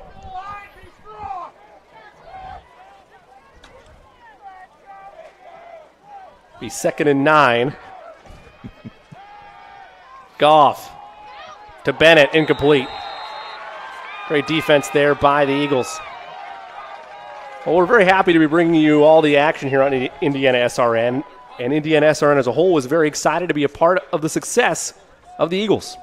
As we prepare for the next school year, we humbly ask you to consider supporting Indiana SRN, not just for the Eagles, but all of our schools. Every donation, big or small, gets us one step closer to putting another kid on TV, for grandma who lives out of state, for viewing parties in Texas, and our troops out in the Middle East and all along the world who watch our streams. To help, simply go to our website at indianasrn.org and hit the donate button. It's just that easy. Thank you for your support. And that year is basketball year is what we're talking about. So if you'd like to help with the basketball year, just let us know, and we'll go anywhere. Central Indiana is loaded with Indiana SRN, and got an email the other day, and they said, you guys are everywhere. We thank you for doing what you're doing. And a lady from Washington, D.C. watching us. Wow. And she has no kids in the program, just watched. 4th and 9 from deep in Raiders territory. A beautiful punt. Keep rolling. That'll be picked up at the 45-yard line. Taken by Reed Gehrig. He'll get it past midfield, and with 1:53 to go, still plenty of time left for the Eagles to try to add on to this lead. Yeah, you put another point. You put 7 more points on the ball on the scoreboard. It's going to be very, very tough for a comeback. Should be noted, the Eagles did receive the kickoff, so it'll be Raiders football when we start the second half. Always interesting to see how much that fact plays into the decision of coaching staffs. With 1:53 left to go here in half number 1, and a 20-0 advantage for Heritage Christian. Again, as Coach reminded us, we'll have scores coming up at halftime. Rumored we might have a live look-in at some point tonight or at halftime, 1 or 2. Is that right? Yes, for the Addicts Gary West game. So stay with us. As we get things back in order here, while we stepped away, bring up 2nd and 4. 2nd and 4 for the Eagles. Milton in the gun. Receivers spread out all the way. Is it a screen? No, instead it'll be a shot across the middle. That's caught by Gehrig. Gehrig makes a man miss, cuts back to the 12-yard line before he's finally brought down. I'll tell you what, Milton's had a great night. And do we have a flag late? Nope. Yep. Too many whistles there to not be something. Nope, there's a timeout. No flag. Sorry. We'll keep it here. Let's take another look at the Milton to Gehrig hookup. Milton just has plenty of time.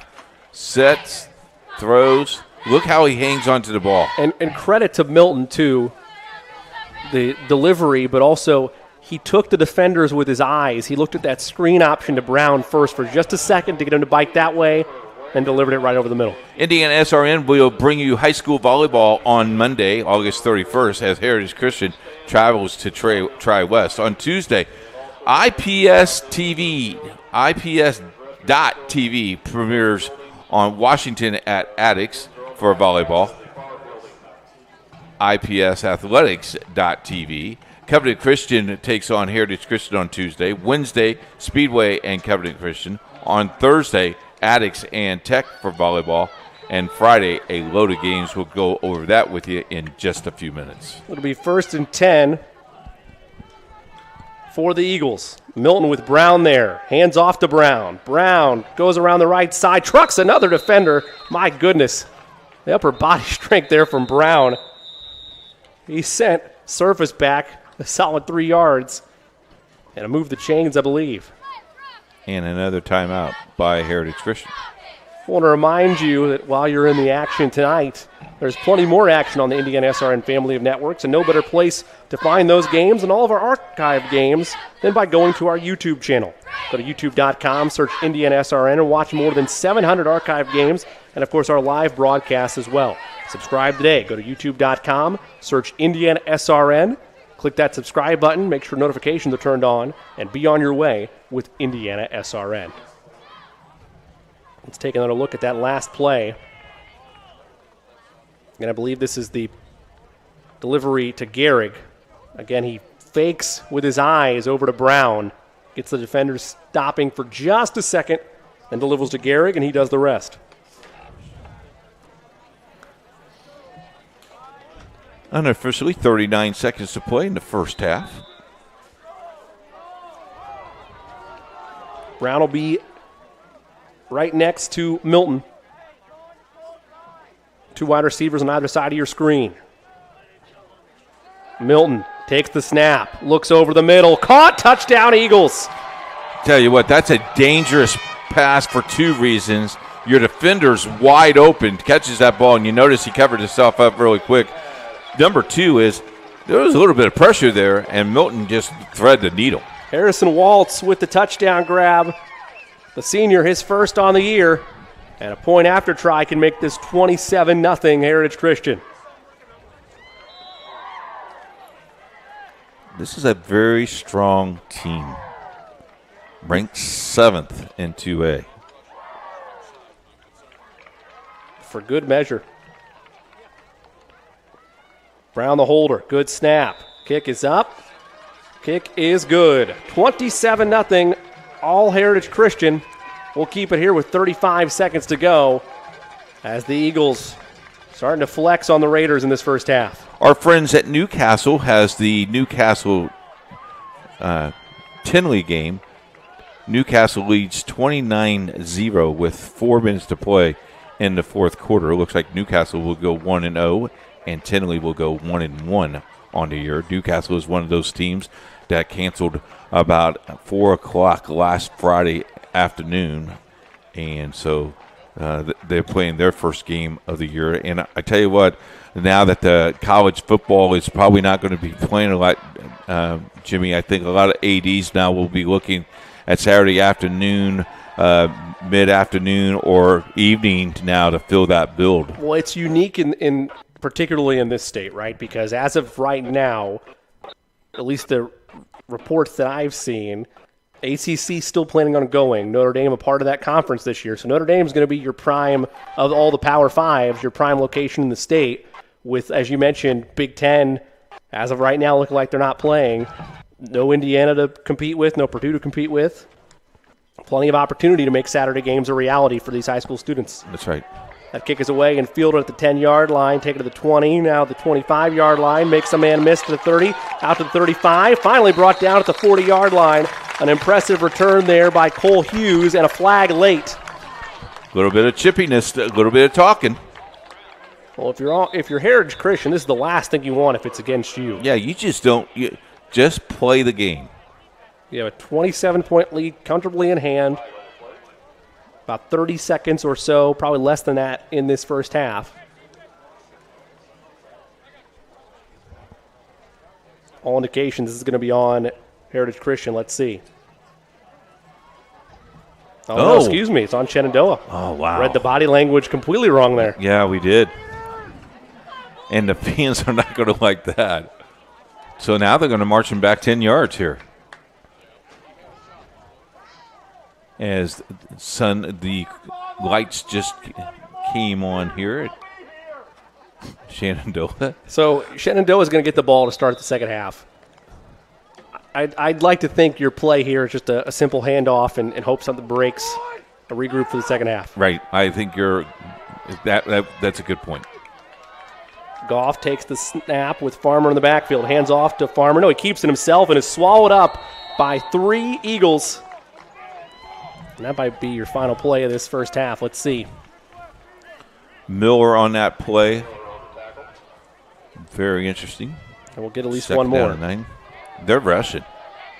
Bringing the house of the Eagles. Goff, high snap, screen, received by Surface. Surface cuts to the 40, makes a man miss to the 50, and he's forced out of bounds. They get to midfield now. And that'll end the first half of play. So a promising drive there for Shenandoah. One of their best pass plays we've seen of the evening, but they'll be on the wrong side of the scoreboard as it's all Eagles in the halftime break. 27-0. Heritage Christian rolling all over the place, Coach. Let's take a live look into the Addicks and Gary West game playing at Addicks High School. There you see the score 28-8. Christmas Addicks with 1:54 to play in the first half.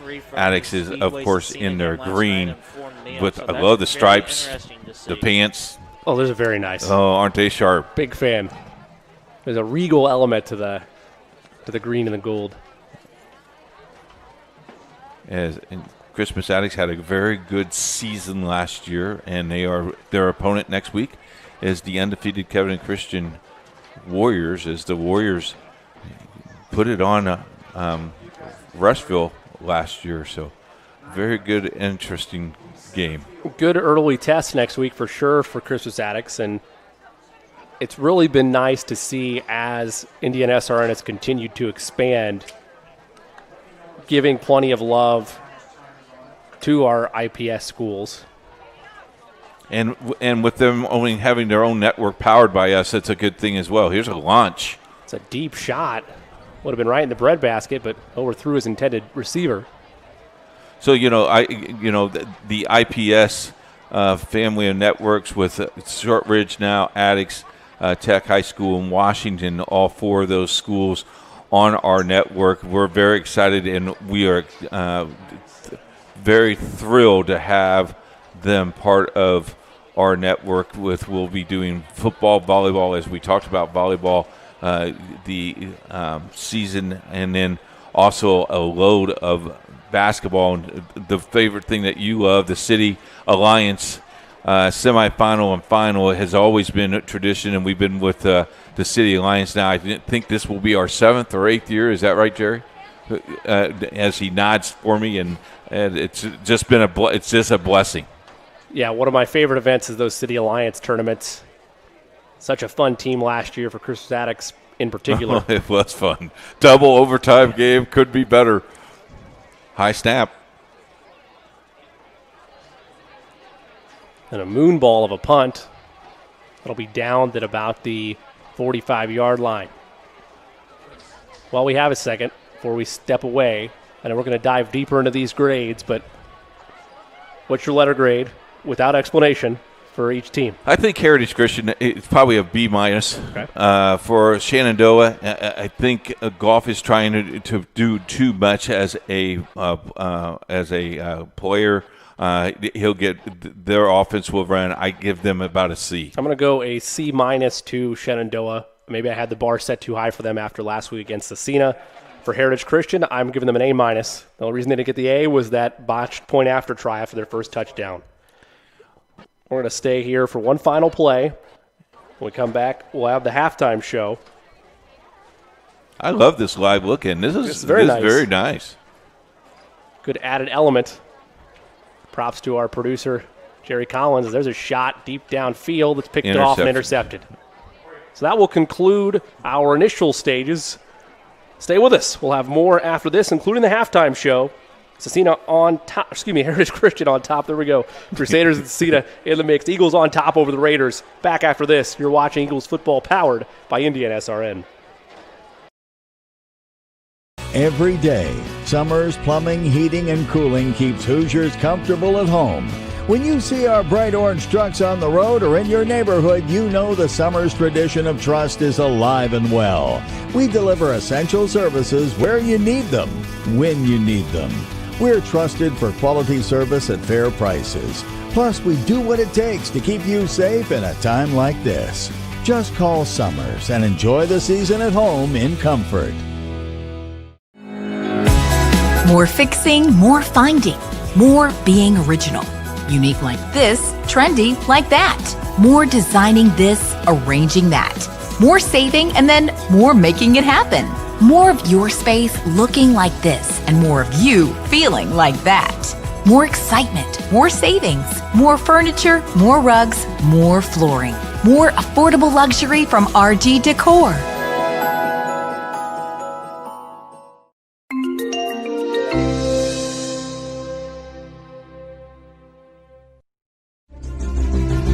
In this seat, the pressure is high.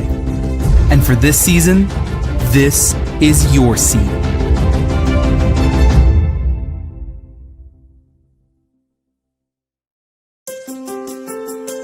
The National Federation of State High School Associations would like to thank you for supporting your child in learning positive, lifelong lessons by participating in interscholastic activities.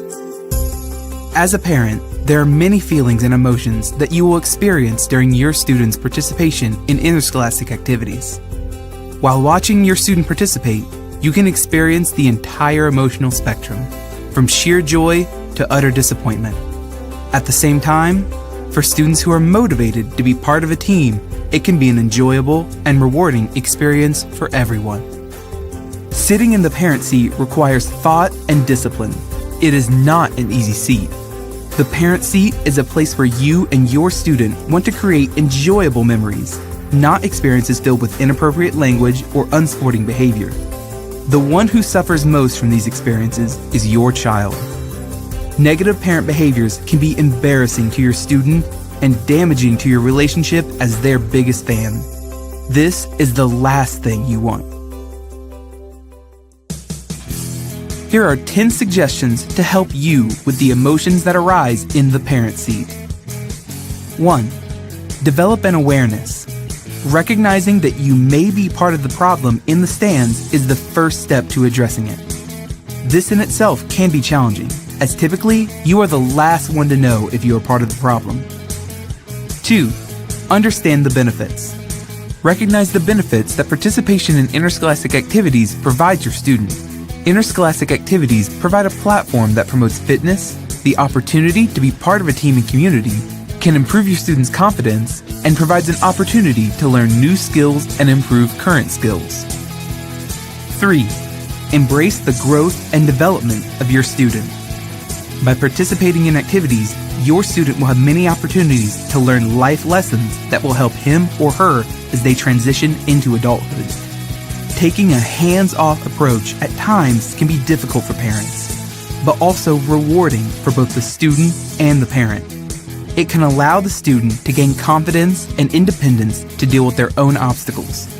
And many times, this independence can be one of the most important challenges to strengthening trust in your relationship. Knowing that your student is struggling can bring some comfort because it is evidence that your student is on a path to adulthood. 4. Visualize yourself as a respectful spectator. Many studies indicate that the number one reason kids participate in sports and activities is to have fun. Please keep that top of mind and in perspective throughout the school year. Emphasize to your student that they should enjoy the experience and, above all, have fun. Understanding and communicating this perspective can provide balance and support when it is needed the most, and ensure a fun and enjoyable interscholastic experience for your child. 5. Consider exercising before the event.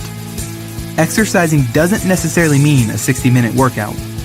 A short walk, deep breathing, or a few stretching exercises may be helpful to relieve stress. It is also a proven fact that exercise can release endorphins that help you deal with stress. 6. Participate in a relaxing activity.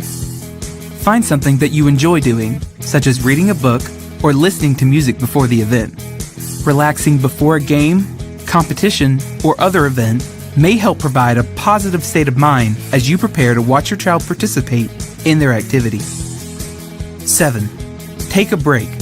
If your emotions begin to escalate while in the stands, a brief timeout may help you reset your emotions. It could be as simple as taking a restroom break, a trip to the concession stand, or a short walk. 8. The 24-hour rule. If you ever feel compelled to confront a coach, take some time to collect your thoughts and allow your emotions to settle before you do. If after 24 hours you still feel compelled to address an issue, call and schedule an appointment. 9. Be responsible. Be responsible in your decision making. You are a role model, and it is important to understand that not only is your child watching you, but so are other participating students. Be aware and set a good example for all of the young people in attendance. 10. Support your student. There are a lot of ways to let your student know that you are a supportive parent. Tell them that you love watching them participate, or how proud you are of the sacrifices they make to be part of a team. Once again, focus on the fun. Be a good listener when your student needs you. Supporting them and understanding their feelings, hopes, and dreams can help you build on your trusting and loving relationship. Be aware that you will experience many emotions while sitting in the parent seat. Realizing there are challenges that come with the territory is an important step in supporting your students' participation in interscholastic activities. Students learn so much from their experiences that only activities can uniquely provide. You want your student to enjoy being part of a team and community without having to worry about what you may say or do in the stands. When your student looks back on their high school experience, what do you want them to remember? The experience should be enjoyable for you, beneficial for your student, and hopefully provides an opportunity to build a closer bond with your child. That opportunity begins now in the parent seat.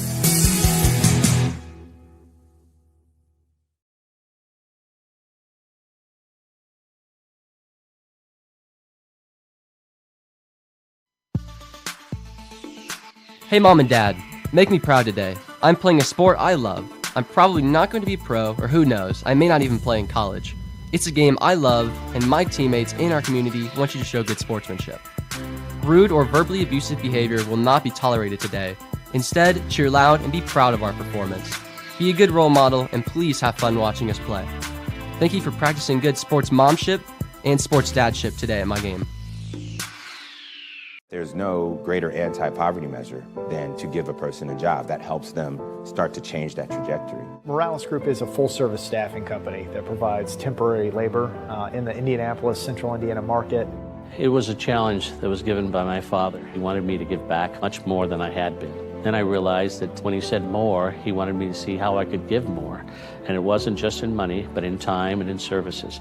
And that's how the Morales Group was created. I started off at Morales Group as an intern. I interned for 3 years before going on full-time staff here. What I love most about Morales Group is that big family aspect. I come from a big family in Mexico, and since the company is continuously growing, I feel like there's always a new member of the family that I get to know.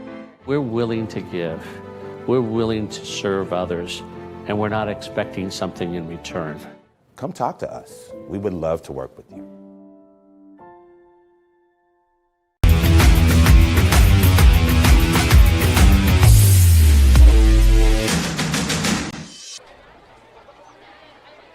Welcome back, everybody. Halftime score right here at Shenandoah as Covenant Heritage Christian and Shenandoah is at halftime, 28-0. Heritage Christian in the league. Let's take a look at some high school football scores from yesterday. Center Grove beats Warren Central 20-0. Center Grove will probably be number one in 6A this week. North Central upset Hamilton Southeastern. Hamilton Southeastern had a big lead in that ball game, forced it in overtime. North Central goes for two to win 36-35. Congratulations to North Central. New Powell was all over Buff, 28-8. New Powell winning their, I do believe, 79 straight regular season game. As we keep on looking, Cathedral and Carmel. Cathedral wins 44-28. First time Cathedral has beaten Carmel in 3 years.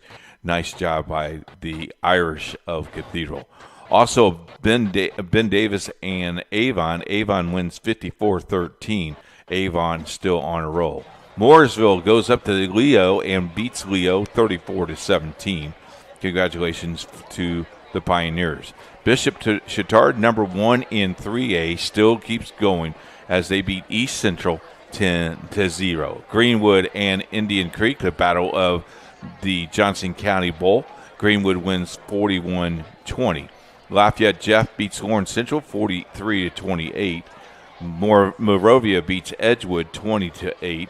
Sheridan beats Benton Central 48-6. Sheridan with Bud Wright at the helm, playing now 2-0.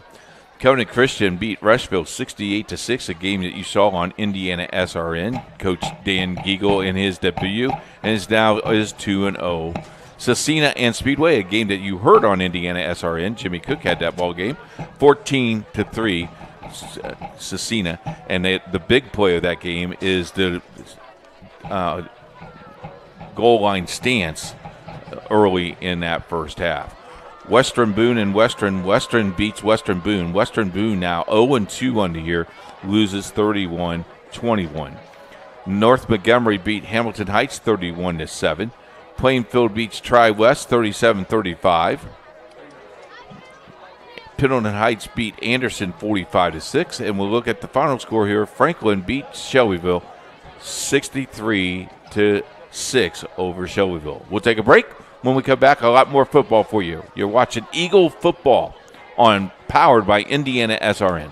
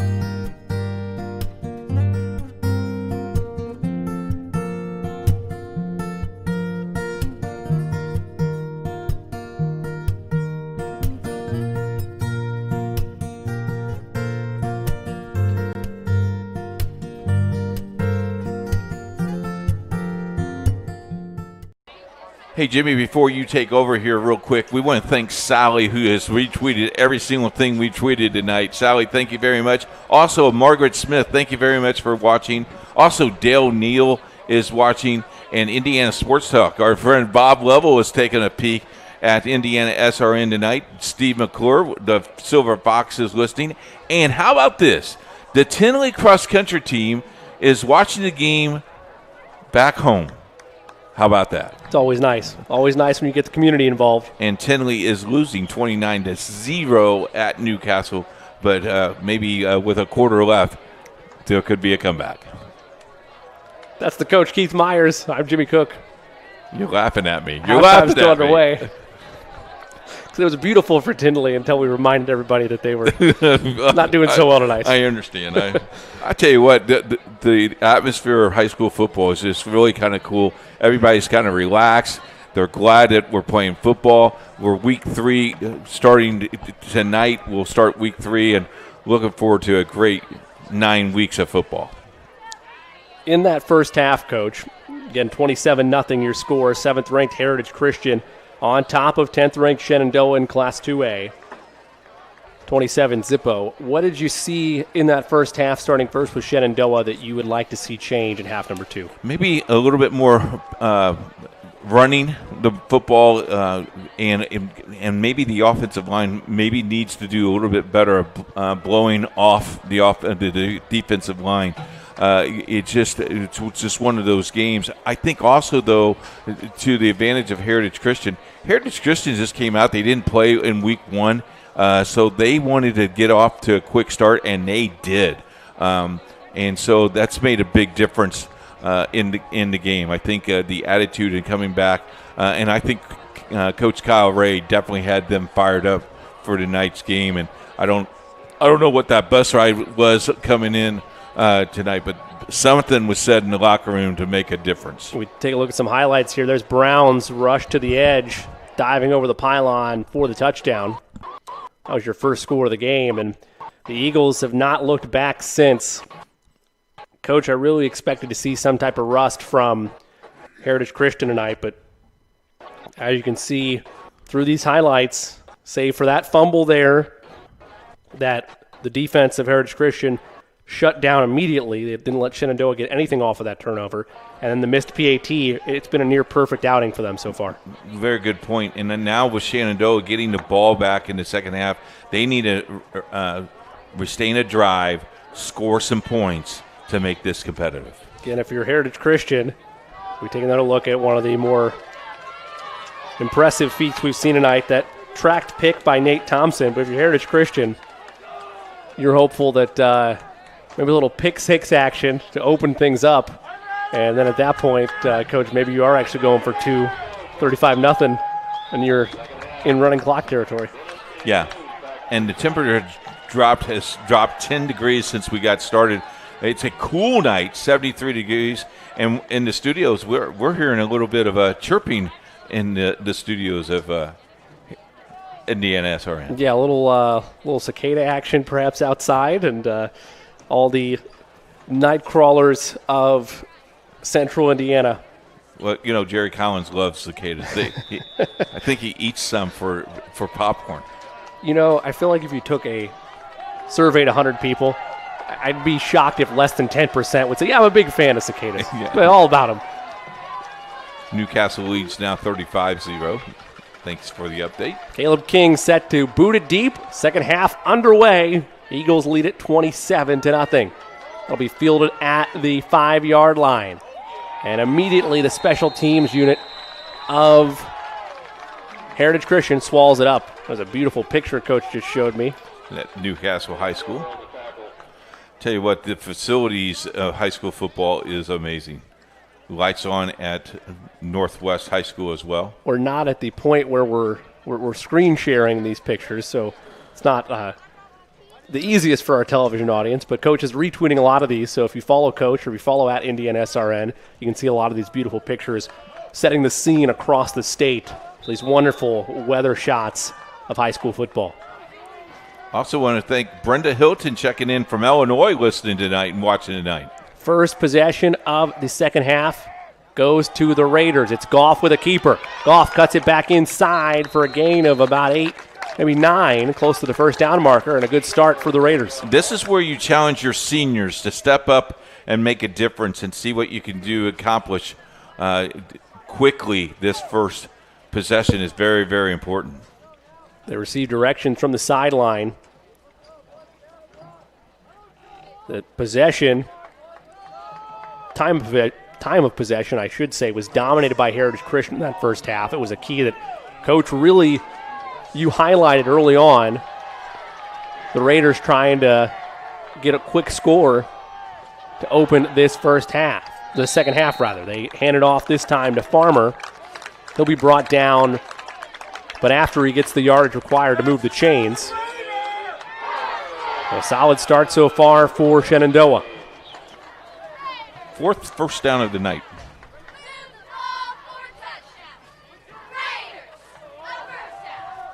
Everybody crowded on the line. They'll go with the jet sweep this time to Surface. He cuts back inside and is brought down. Gain of a couple, if that. You kind of like how Heritage Christian strains that out and then shuts off the line of scrimmage as Reed Garrett on the tackle there. Great. And not a lot of mistakes up front by Heritage Christian defensively. They're able to get in the trenches immediately, but then their linebacking core reading the eyes of the quarterback, and in that case, the man in motion to make the stop early. Quick handoff, swallowed up again. The battle being dominated in the trenches by Heritage Christian. And if you look at the scoring of last year, this was Heritage Christian's quarter of scoring a lot of points. Had 27 the first half. So Heritage Christian really had really good third quarters last year. They did a lot of that with their defense, creating the opportunities needed for short trips for their opposing offensive attack and then letting their offense get back out there to do the dirty work. Snap. Goff rolling. Throws cross body. It's caught. Give that catch to Wyatt Louder, the senior. Enough to move the chains. Give caught that a boy because he could have stumbled there. Threw that ball off balance. Good catch, good receive. And just what you needed if you're the Raiders. You didn't want to drive to stall early in this second half. Need something to get some momentum rolling for you. And the Goff to Louder hookup, just what they needed. As they're approaching midfield for one of the first times tonight.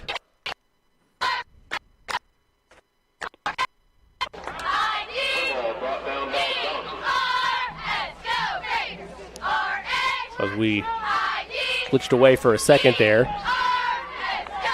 Quick little run play, it looked like. Bring up 2nd and 8. Ball right at midfield. Goff. Blitz. Fakes the handoff. He'll keep it, and he's swallowed up. Loss of 1, maybe 2 there. Orsted on the tackle. They just brought the house. They shot the gaps. The linebackers shot the gaps. Did a nice job. I think that's the first blitz they've had all year. All year and all night. Yep. Goff in the gun. High snap. Looking. Fires over the middle. It's caught by Bennett. Bennett makes a man miss at the 30. Spinning and finally brought down to the 28-yard line. The passing game once again comes through for Shenandoah, something we didn't see in the first half, something we didn't see last week against Cecina, but it's enough to move the chains again, and this is an impressive drive to start this second half for the Raiders. And you got to tackle the man, not the football. Don't go for the fumble. Tackle the man. Goff steps back, blitz coming, steps up in the pocket, fires corner of the end zone. It's caught down the sideline. Bennett makes the reception at about the 5. Goff looking like an entirely different quarterback out there. Let's take a look at this real close. He may have been out of bounds. Well, that's the previous play. And I believe a timeout's going to be taken by Heritage Christian. Shenandoah crowd, finally something to cheer for tonight. Eagles need a breather to regroup.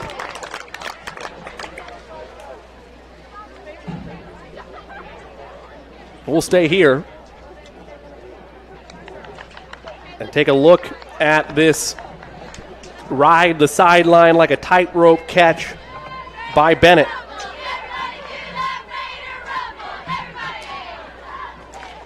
Oh, yeah, easily. Oh, yeah, okay, yeah. Just need the 1 foot. Only need 1 foot, that's correct. All right, good camera work. Beautiful. I love the slow-mo. Wow. Tell you Props what, to Jerry Collins. We got all the work tonight. I tell you what, I'm going to hire Jared to do all of our games. You decided to give him a tryout tonight? Yeah, see what he could do. Let me tell you, the technology that has happened in less than 3 weeks has been incredible. Hats off, standing ovation. And we're still we're working out the bugs, but I guarantee you, by week 9. Be a smooth machine. You bet. Basketball season will be excellent. Props to Jerry Collins. The Wizard. Goff keeps it himself. Touchdown. He'll score easily. Lowers his head, though. It's not as easy as you thought it was going to be, but he does score, and the Raiders are on the board for the first time tonight. Goff, his 2nd touchdown on the ground this year. Got the crowd in the game. You don't see home field advantage proclaimed as much amid COVID-19, but enough fans in attendance for the Raiders, or at least enough loud fans in attendance that where our camera's placed, you can see momentum starting to shift a bit, at least to open this half. Downside for them is, after this point after try, they're going to have to figure out a way to stop an Eagles offense that looked beautiful in that first half. Kick is up. Kick is good. 27-7. Raiders on the board, but the Eagles still lead by 20 Stay with us. We'll be back after this. You're watching Eagles football powered by Indiana SRN. Piper Group Warehouse has a strong commitment to their clients as their logistics provider. If you would like to discover how you can improve your service levels while lowering your overall cost, Piper Logistics Group can help. Call Greg Piper today at 317-396-3916. Piper Logistics Group.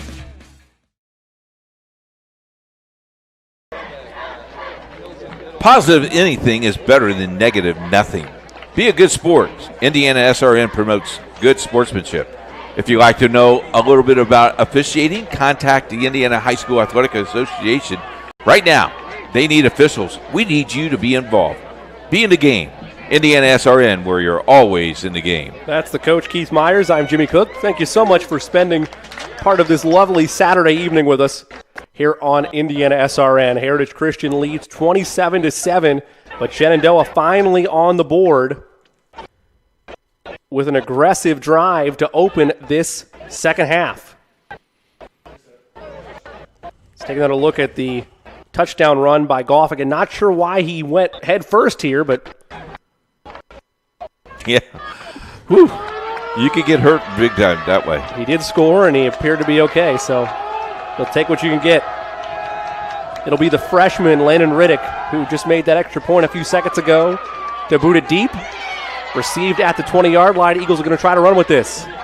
Up the sideline to about the 35, and that's where we'll see the first drive of this second half for Heritage Christian. Interesting, Colton Brown was in the backfield there to receive that kick. Colton usually not on the kickoff receiving team.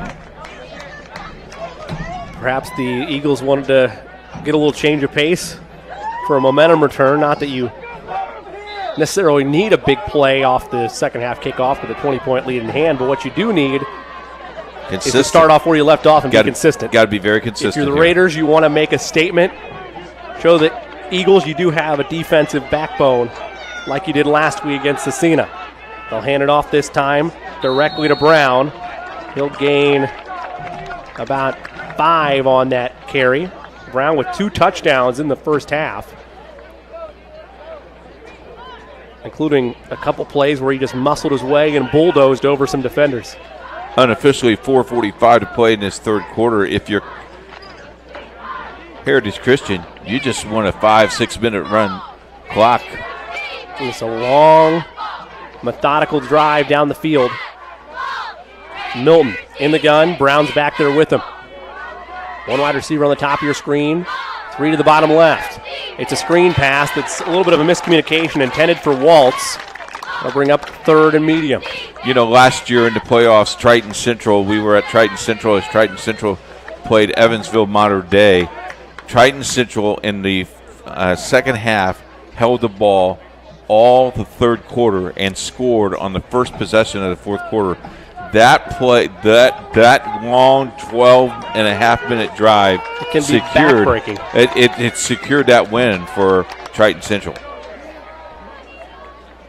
Did Grandma miss the big game? Subscribe today to our YouTube channel to watch every game. Watch it on demand. Subscribe to that YouTube channel. Do it today. Hit that red button. We thank you. Indiana SRN, where you're always in the game. 4:22 left to go in this third quarter. A 3rd and 6 for the Eagles in their own territory. Milton steps back, fires near the marker. It's caught for the first down. A little bobble by Waltz.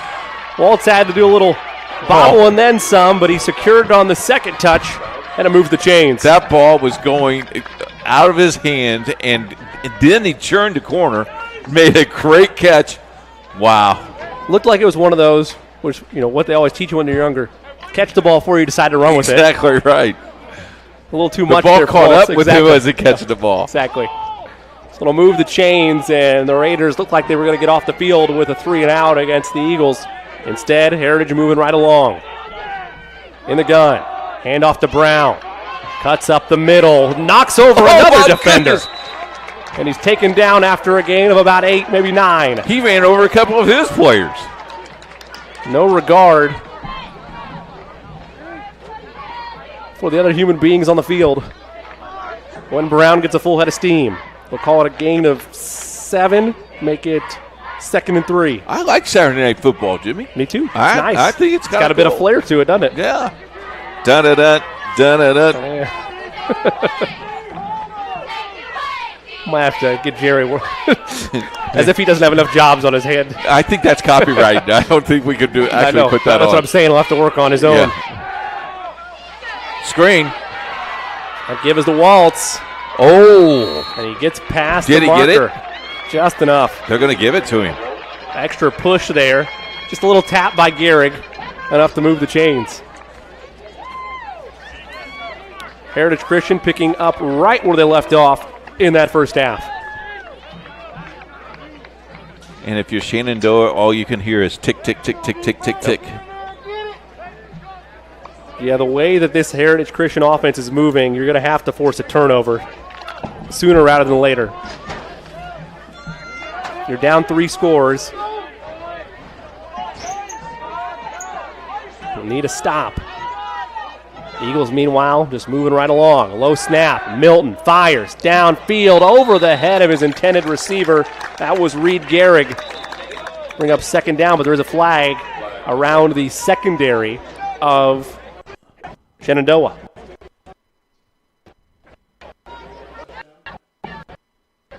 Let's take another look at the run by Goff, the only score of the night for the Raiders.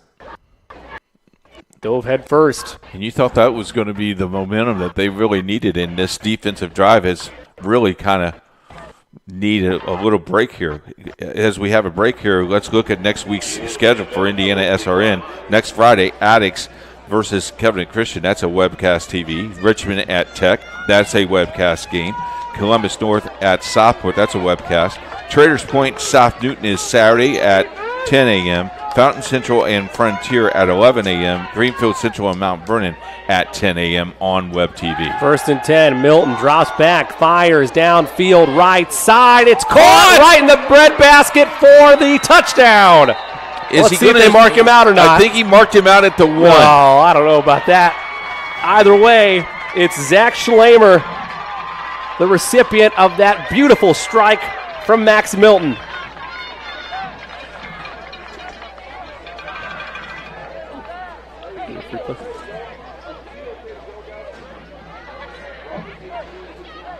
Let's take another look at this, Coach. I want to know, did he step out?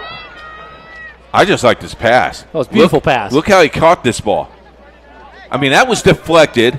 He's at the yep, he stepped out at the 2. Good call, referee. All right, there you go. That's why you need a referee. That's why you need a referee just once. I would argue he extended the ball, but it's neither here nor there. Pass. Oh! In traffic, almost picked off. Don't be throwing that ball. Look at me telling him not to throw the ball. No, you do what you need to do, son. Sorry, Heritage Christian fans. You're right. Milton's much better than I am. We could ring down to our crew that's there. They can pass along your message if you like. I'm 60 years old. I can't even get it past 5 yards, let alone 3. It'll be 2nd and goal. But I think he's got to read a little bit differently. That's a really dangerous pass in the middle of the field. Brown and Waltz in the backfield next to Milton. Takes the snap, gives to Brown. Brown easily into the end zone for his 3rd touchdown of the night. And it's 33-7, all Eagles. And he looks like he's cramping a little bit. I hope he's all right, as he's put on an impressive performance tonight for the Eagles and is such a critical part of their offensive attack. It'll be officials' time as they tend to Brown. 3 touchdowns for Colton. What a debut of the 2020 season for him and the Eagles.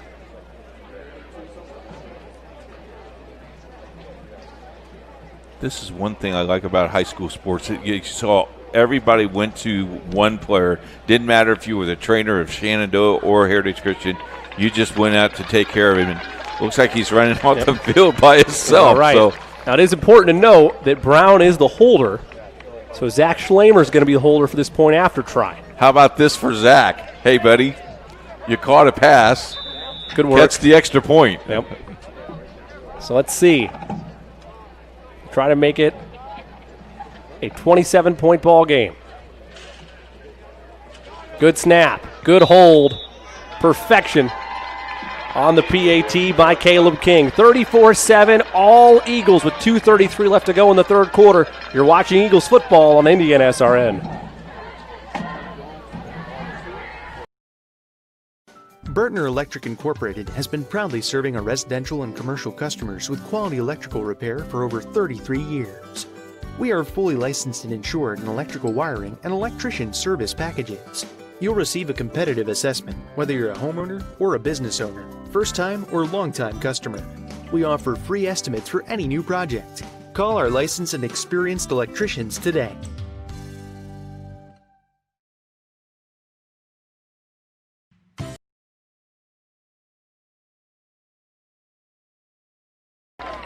Here's the two key plays of this drive, Jimmy, right here.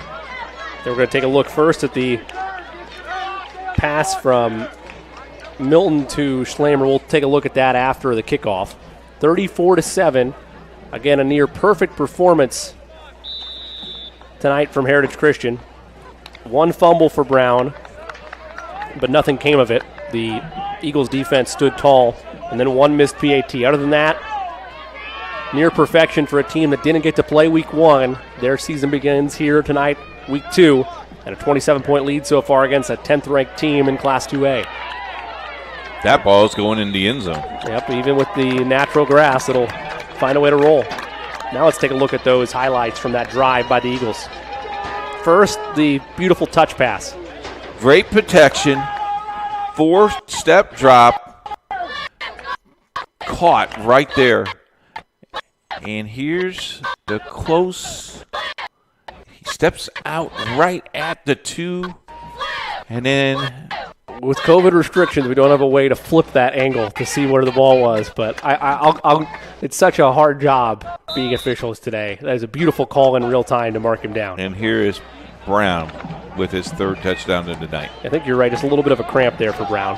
He did walk off. We'll have to see if we see him out there on the next drive. You could argue you don't really need any more of him tonight with a 27-point lead in hand. Goff the snap. He'll keep it himself. Pushes past one defender. Spins and will gain, I think, 8 on the play. Bring up 2nd down. Follow us on Twitter at Indiana SRN. Get scores updates, game day schedules, and much more at Indiana SRN. And a new feature on Indiana SRN. You can go to our website during games now at indianasrn.com, and you can see the ticker that is on our website for all updated scores, every game, every score, every time. All the bells and whistles here. Goff hands off to Farmer. He's swallowed up. No gain on the play. A couple of things that we can do real quick. We want to let people know it's our 10th anniversary now with Covenant Christian and Heritage Christian. Now this is the 3rd year that we've been with them. We've been with some schools for a long, long time. It's just kind of cool to go back 13 years ago when we start this thing and see what it looks like. It's amazing what God has done. Insane to see the growth here at Indiana SRN. Quick strike that's incomplete. Great defense there by the Eagles. Intended receiver was Blake Surface. That'll be 4th down, and I mean it's 34-7. You got to go. I mean, you got to go. Depends what you're playing for, or what your objective is. If you're saying this game is gone, you have an opportunity to continue to build your team for the postseason. 4:15 officially on the clock there. But again, as I was mentioning, Coach, there's plenty of season left. They're going to host Centerville next week with Shenandoah. So you could punt and let the defense get some more work, or you could run a little situational football here on 4th and 2. They'll do the latter. I think you're going to try to build some confidence here. Goff, blitz coming, fires over the middle, incomplete. No flag. And you're not going to see the umpire call pass interference, folks. As much as you want to yell and scream, you're not going to see the umpire call pass interference because he's churning the same time the ball is churning. Tough call for the umpire to make. So the Heritage Christian defense, another stand for them, and now they'll be set up with phenomenal field position to try to add to their lead. How do you like the new uniforms with the little eagle? Beautiful. The little eagle wings. I like that. Props to the Heritage Christian Athletic Department. Those are real nice. Very slick. I'm sure that's Kyle Guy and Mike Horseman making that decision. No doubt.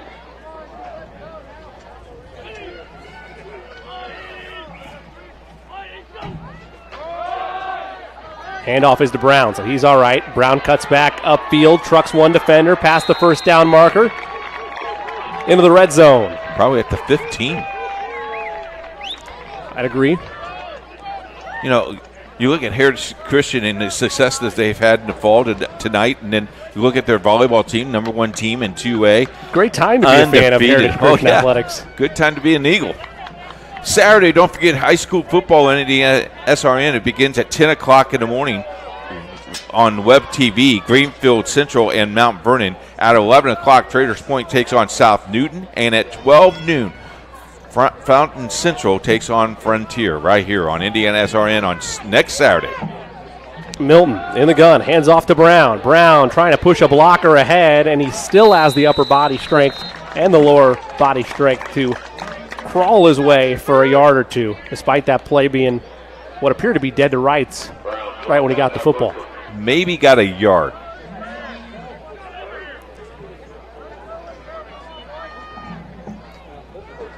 It was a well-fought, hard-earned yard. Yeah. One of the hardest-looking yards I've ever seen picked up this season. Yeah, good point. Here, let me move all of my players. Oh, you're going to tackle me? Milton in the gun. Takes the snap, fakes the handoff to Brown. Oh, it's open. Finds Waltz. He'll try to push his way for the score, and I think he's just short at the 1. Wow, Waltz turned around and just got drilled. Waltz wanted his second touchdown of the day. Even though he got drilled, he still pushed his way forward. So that'll be 1st and goal from the 1. And the clock is running. He kept him in bounds. Interesting. Which, with where with where the Raiders are at right now, you'd almost rather him be out of bounds. The more time you can get, the better. Yes, you're right. So 1st and goal, we'll see if the Eagles can punch it in. Milton in the gun.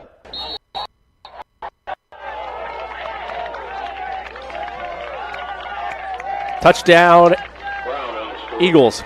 Colton Brown, his 4th touchdown of the night. Have a day, Colton Brown, the junior. What a start to the 2020 campaign for the junior running back. Junior running back.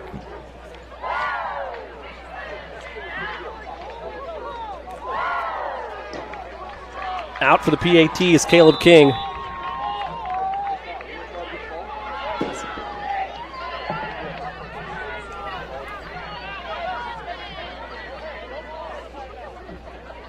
Late substitution. Now they're ready to roll. This is when you say, hey, where were you? Good snap, good hold. And the special teams unit rolling on all cylinders now after the 1 missed PAT. 41-7, a 34-point lead for the Eagles. 1:58 left to go in the 3rd. Stay with us. We'll be back after this. Eagles football powered by Indiana SRN. Your home and office make up a big part of your world. Sometimes trying to manage it all on your own can make you feel like you have the weight of the world on your shoulders. And when the weight of the world is on your shoulders, you need a strong back or two to come to your rescue and haul your stress away. You need the College Hunks. Whether it's time to clear some space for new memories, to reinvent the room around you, or to simply pack up and move into a fresh new beginning, you can count on the Hunks to bear your burden so you don't have to. Let us move you today.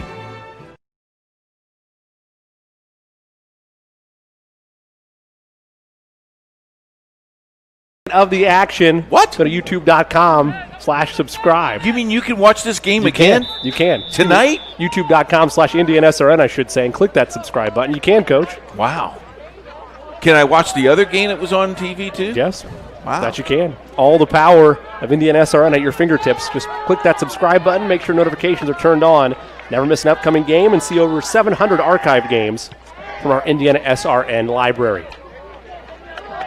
King boots that deep to the 5-yard line. It'll be taken by Yates. And he'll return that to the 25-yard line, a 23-yard return. That's where the Raiders will set up shop, should be noted. And Coach, you can correct me if I am wrong. Never mind. Keep going. Sorry. Well, just an update. Newcastle finally wins 41-0 over Tinley. The boys up at Newcastle stopping to get a burger and heading back to Indy. It's nice. Tony Donahue on that call, along with Bill Ludlow, the original voice of Indiana SRN when we only had one station. Always good to hear. Hey, how about cool? Bill and Tony. Man, I'll tell you.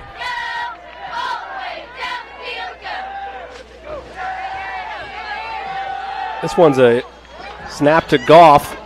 He'll continue to carry bodies in about 4, maybe 5. You know, you go back to Bill. Here's our live look into Addix and Gary West. Addix leads 34-14. Domination on both of our broadcasts. How about Addix? Christmas Addix will be playing Covenant Christian on Friday night right here on Indiana SRN. We'll continue to update you with scores throughout the rest of this second half. That handoff to Hummel. Cuts it back and still on his feet, pushing and churning all the way. Yeah, there we go. To the 50-yard line. Gotta like it. Call it the 49 as Justin Hummel, the senior. 5'9", 170, didn't want to be stopped. That's great effort. First time we've seen him get a touch tonight. Chains move. Clock keep running. Raiders offense rolling right along here. This is their second drive of the second half. Goff, a man on either side of him. He hands it off. This time again to Hummel. Gain of about 2 as he spun his way before being brought down. Brought down by Wolf.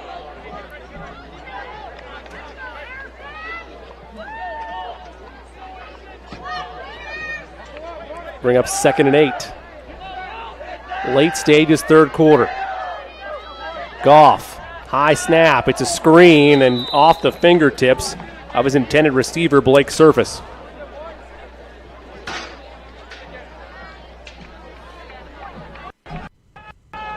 So now it'll be a 3rd and 8. Right now it's 4 down territory. Yeah, the rest of the night, 4 down territory for the Raiders. And again, at this point, I'm not saying it's necessarily an insurmountable lead, but you're really wanting to see out of this Shenandoah team, how do they do in adverse situations? How do we get better moving forward? Again, we mentioned it'll be a matchup where they'll host Centerville next week. You want to utilize these opportunities, even though you're down 34, plenty of time for teaching moments, plenty of time for situational moments.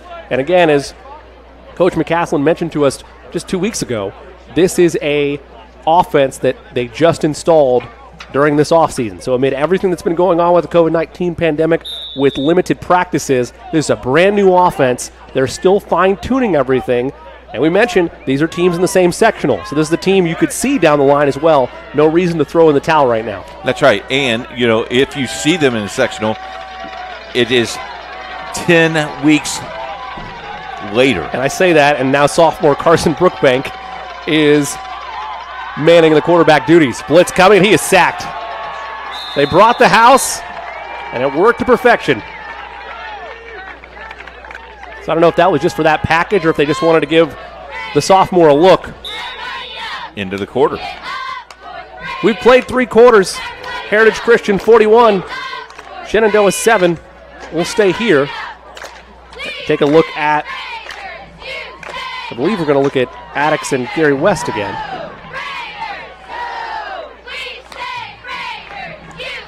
A 20-point advantage for Christmas Addix with the football.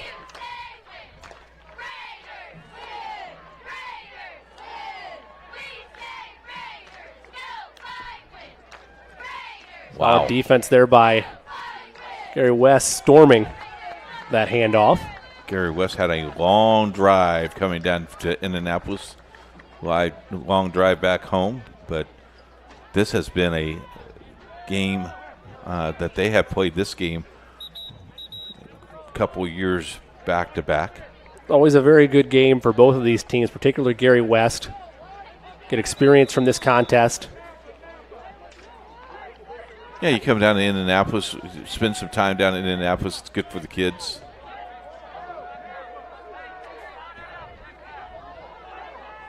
Third and 9 here for Attucks. High pass incomplete.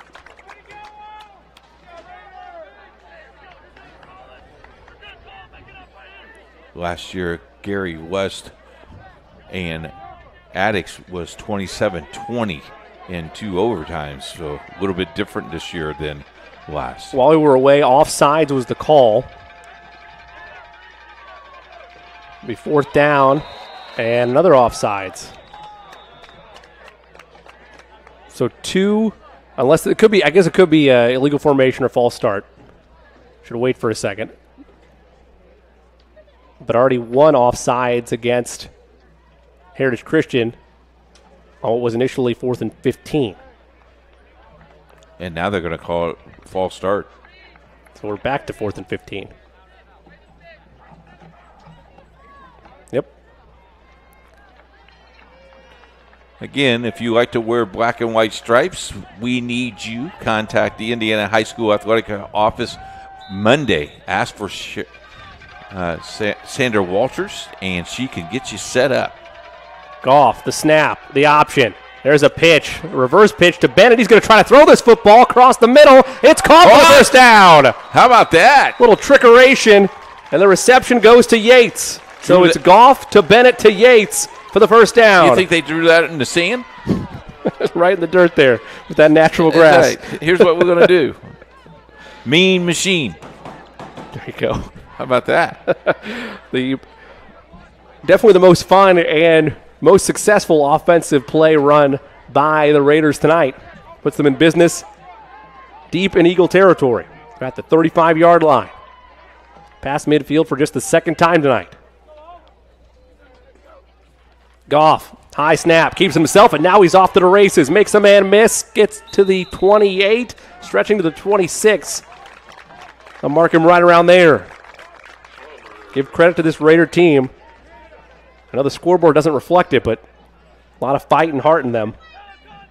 And a quality team, all things considered. This is just a incredibly deep, incredibly strong, incredibly senior-driven and upperclassmen-driven Eagles team they've run into tonight.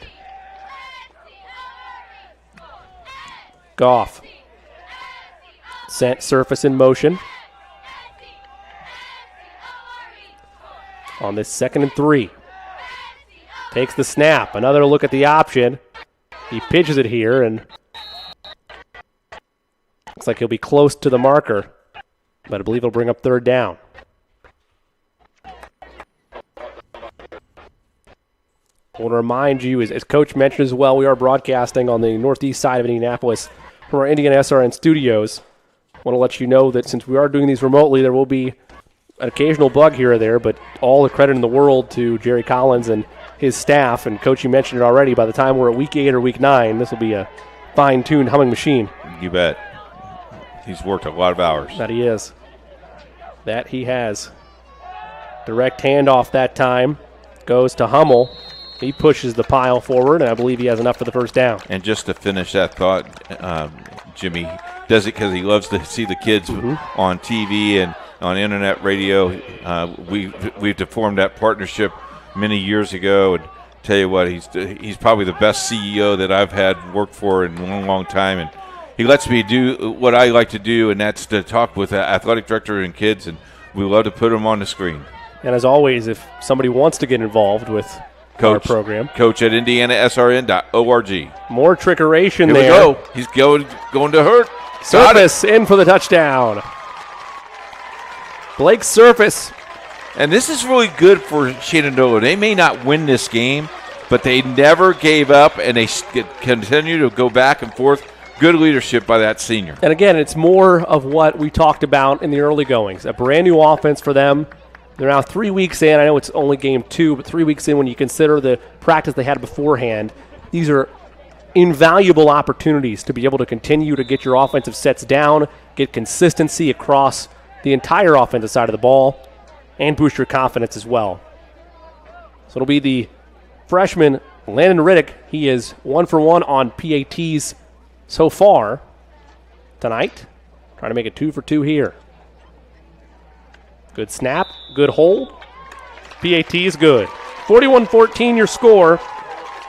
Still all Heritage Christian, but the Raiders making some noise as well. 8:40 to go here in the fourth. Stay with us.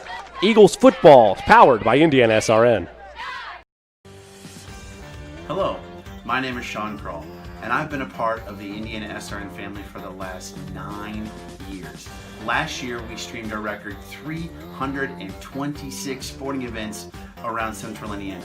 All the other guys broadcast basketball and football, but we at Indiana SRN also air volleyball, softball, baseball, and even golf. But we need your help. To continue our mission, please help us by contacting Coach at indianasrn.org. Indiana SRN, where you're always in the game.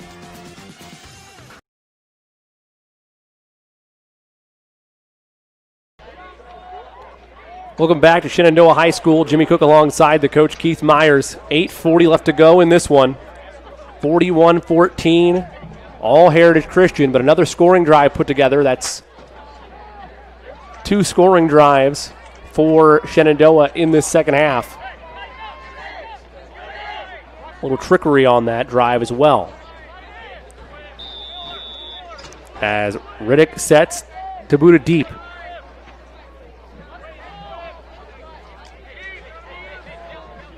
This season opener for Heritage Christian going as well as they could have hoped for. As they'll onside kick it here, and ball's up for grabs. It'll be scooped up by the Raiders. How about that? Shenandoah decides to roll the dice, catch the Eagles napping. They do just that, and they'll start another drive at the 49-yard line. They have plenty of time, 8:40 on that clock. Let's take a look at that drive, last go-around for the Raiders.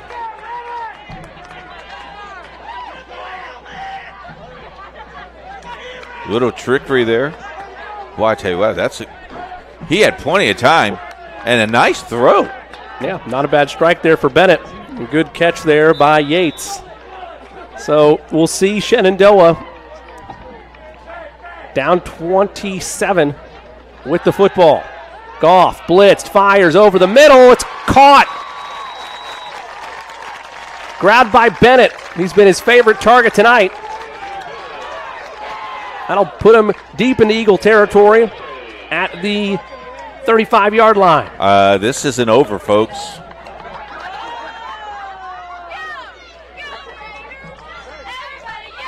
Depending on their strategy with 2-point conversions, anywhere from a 3 to a 4-score game right now. But still some life for the Raiders.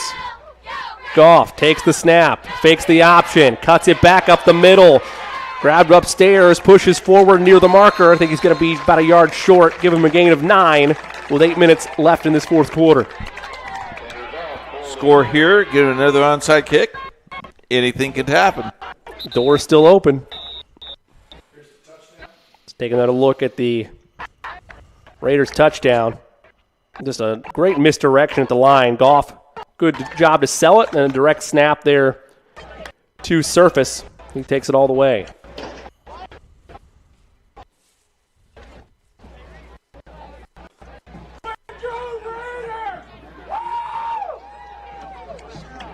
Here's some Raider faithful there. Now the piece de resistance, as they say, Coach. This nice onside kick. Look at this. I mean, I don't think anybody expected it. Situationally, 41-14, there's nothing to lose there. But the way the game has been played now, I agree with you, Coach. I don't think that Heritage Christian saw it coming for a second. And the other thing is, you're the defender, and you ran up and got that ball. You touched the ball. You made it alive. If you let that ball wait and see if it died at the 8-yard for 8 yards, now it's a penalty. Right. So, Goff, the snap, looks right, now switches across the middle. And this will be a holding call, I believe, against the Raiders.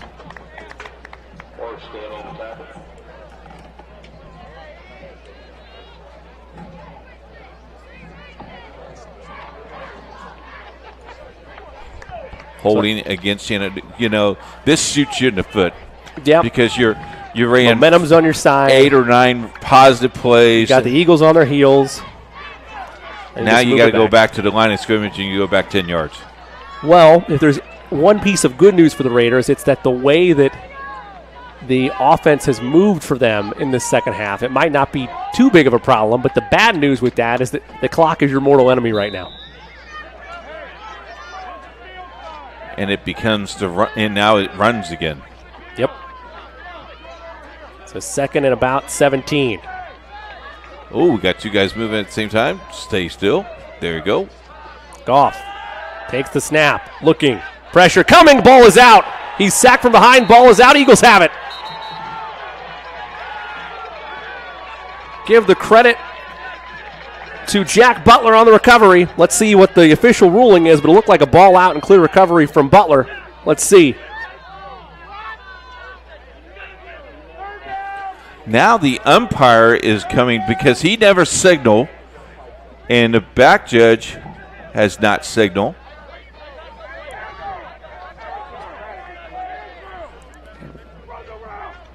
See if we have her. They're going to give the ball to Shenandoah.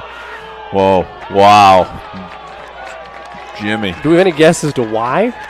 Well, because no one, I don't think anybody really signaled who had the ball, and Shenandoah picked the ball up off the ground. I'm just telling you what I see. I'm only seeing it in the monitor, but I think that's what they had. So third and 18. Goff takes the snap. Pressure coming. Fires. And it's incomplete. Broken up by the Eagles defense. Now it's 4th and 18.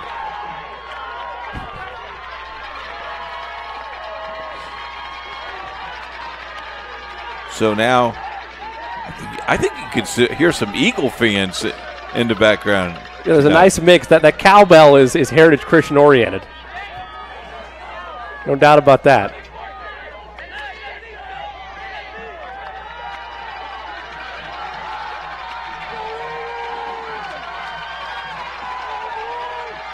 Big play here.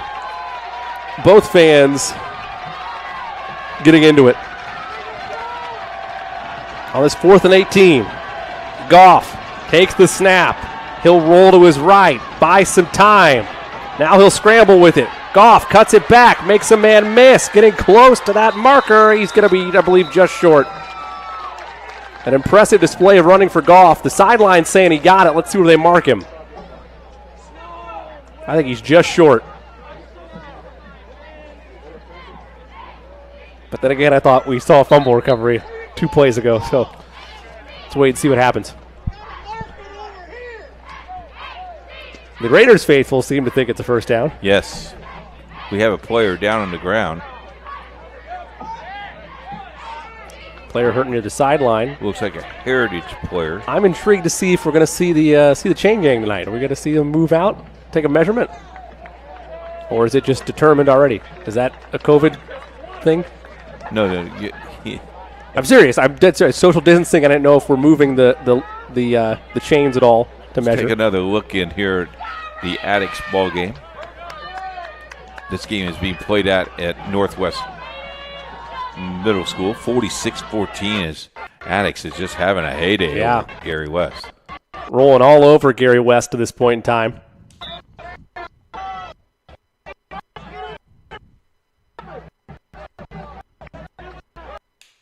Gary West's ball looks like on the 37-yard line. Good opportunity to get your other sets and packages mixed in for the weeks ahead.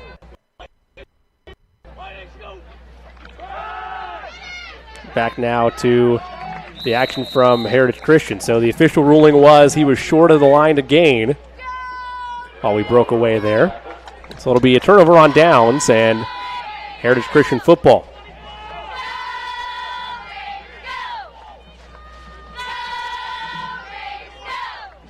There you see the score, 41-14 with 8 minutes unofficially on the clock. A 4-touchdown day tonight for Colton Brown if you're just joining us. He's had a great game. Been phenomenal. The workhorse for the Eagles. Milton hands off to Brown.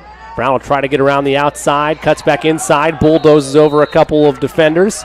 Gain of about 3, maybe 4 there. So much power when he turns it upfield. Got that burst of speed, doesn't he? And Mack truck-like shoulders to boot. I'm going to be using that Olay defense if he's in my sights. You know, you look at back in the day where we shut down athletics in the Indiana High School Athletic Association in March, I think it was March 2nd. All those kids had all that time just to lift weights all by themselves and did their workouts and did what they were supposed to do. Glad that schools are open in Indiana. Milton fires sideline. Miscommunication there with his intended receiver. That was Gary and Sharp. Bring up 4th down. 4th and 6 to be exact. Yeah, it is crazy, Coach, to think of where we were and where we are now. Thought for a second a month ago that we might not have high school football. But the proper precautions and safety measures have been put into place. Give credit to the parents, give credit to the staff, give credit to the coaches, give credit to the players, the administrators, everybody involved. And also the association. Yes. Paul Neidig, I mean, you became commissioner during this thing, and Bobby Cox did a great job over the years, and Paul Neidig on August 1st took over, and all of a sudden he has tough decisions to make as we got a timeout. There's a good look at Kyle Ray. Kyle Ray looks like he still could quarterback, doesn't he? He does, and I haven't had much in-person communication with him, but from the emails, and he sent me quite a few emails. They've been lengthy, and there's been plenty of enthusiasm in that text. He's fired up. He is there, and when you go to practice, it's interesting that he wants you to be the quarterback of the scrimmage team. I always tell him no. It's nice of him to try to get you involved, though. Well, I know what he's trying to do. I wouldn't want to go up against this defense either. So it'll be a 4th and 6 for Heritage Christian. They've been dominant throughout tonight. A shout out to Mrs. Myers watching the game. Always good to know. Looking forward to seeing you this week doing volleyball. Always a pleasure to see Debbie. Always good to know that she's tracking all the Indiana SRN action. Punt is almost blocked. Wow. Pressure applied there by Ayers. And this will be returned by Surface. He's finally brought down. There's a flag back at the 39-yard line. The return was taken to the 48. You and I will get to see Tri-West and Heritage Christian on Monday volleyball. Going to be a very interesting contest. It'll be my first taste of Heritage Christian this year. Ranked number 1, and Tri-West is ranked 5th in 4A. So I believe I saw Miss Colvin got her 1,000th kill. Is that right? Yes, sir. What a moment for her. The future Boilermaker, if I'm not mistaken. You know, that helps that pride swell on your chest there. Man, I tell you.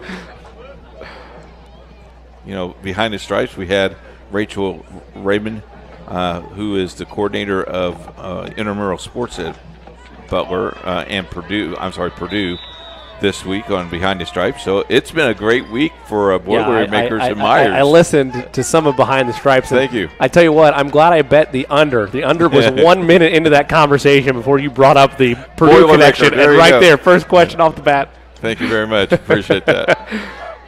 Goff sends a man in motion. It's Yates. He'll keep it himself. Goff makes one man miss. Broke a tackle with the 40 to the 35, to the 45, before he's finally pushed out of bounds. It's been another impressive outing on the ground for Tanner Goff. The spirit on this kid's phenomenal. Even with the score where it's at, he continues to churn those legs, make those defenders miss. The senior leadership, phenomenal by Goff. You know, and finish up that thought of Behind the Stripes. It's been a joy to have been doing that show, and the success that has been, again, another mindset of Jerry Collins to let us do that stuff. Thank you so much. Yates trying to get around the edge. Oh, we're not. Throws one man down and crawls his way near the first down marker. They are tackling high, and they're not wrapping, and you can see that the coaching staff is telling them to tackle wrap. Yeah, even though this is a lead in hand, these are situations where you might be tired. It's been a long game, but come postseason play, you're not going to have that luxury perhaps. You're going to need to make those proper wrap-up tackles. You mentioned behind the stripes, that's, if I'm recalling the script and the production meeting memos, that's podcasted Monday, is that right? That's right. And then 45 minutes before every Friday night games. There you go. Thank you for the plug. No problem. Happy to do it. Goff keeps it himself, gets the first down marker, pushes forward for 4 more near the 40. Under 5 to go in this one. Heritage Christian well on their way to their first win of the season in their season opener.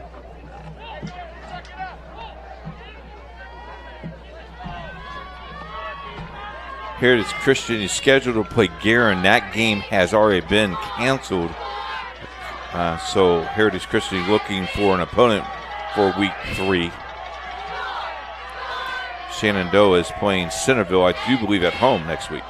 After that is a fumble, I believe, or incomplete pass. I believe it was a fumble on the handoff there by Goff, recovered by Hummel. If they aren't able to get an opponent, it'll be September 11th the next time that Kyle Ray and his Eagles are in action. That'll be when they host Eastern Hancock for their home opener. A 7:30 kickoff there listed on our friend John Harrell's Indiana High School football site. Under 4 to play in this one. All Eagles, but some impressive drives in the second half by the Raiders. They have the football at the 35. Screen pass given to Surface, and he stumbled and lost the ball, but I believe they're going to say he was down first. Looked like he stumbled on the line. I tell you what. Tripped over the line, you're saying? Grass can, I mean, gophers, whatever's out on the field, you never know. You just don't know. Didn't get a chance for the second cut today. Field looks great, though. It does, though. You're right about Beautiful that. green. With the rain we had last night, I'm glad we didn't have any mud. 3rd and 14. Pressure coming. Goff evades it, fires deep downfield. It is caught. Did he make the grab? Yes, he did. Blake Surface. Little tap dance near the 15. I tell you what, there's been situations where Goff, under pressure, under duress, has stood true, even scrambling out of the pocket, and delivered some quality strikes downfield for the Raiders. And, the cool thing is they've come up with the big play. I mean, this is a great rollout. And look at this tippy toe here. It's a little tap dance. I mean, that's awesome. That's a great play. And he's pointing to like the right official. there. Right there is when I was turf fly up? inbound. Inside the red zone. Ball on the 15-yard line. Goff fakes the handoff, and that one's in the dirt. Intended receiver was Drake Stevens, the freshman. Bring up 2nd down.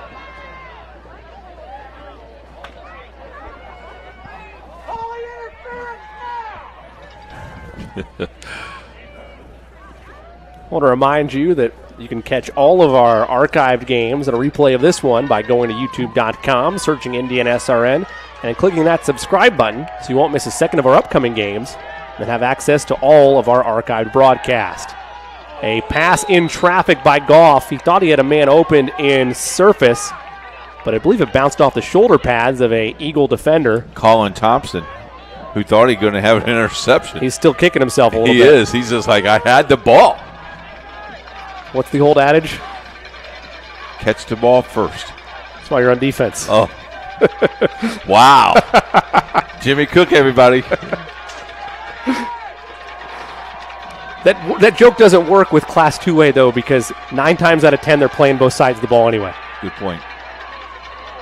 It's more of a next-level play. Goff, speaking of next level, he'll dive for the goal line. Did he get it? Did he get it? Touchdown. Yes. Tanner Goff flying like Superman through the air for that score. 41-20. Shenandoah back on the board with 2:25 left to go in this fourth quarter. Let's take one more look at it. How do you like this run, Coach? I kind of like how he just flyers out there. He sees no one open, and he just ducks and runs. And I like the savvy move there, waiting until the last possible second to take off. That let his receivers separate the defenders away a little bit further, gave him green grass to run with.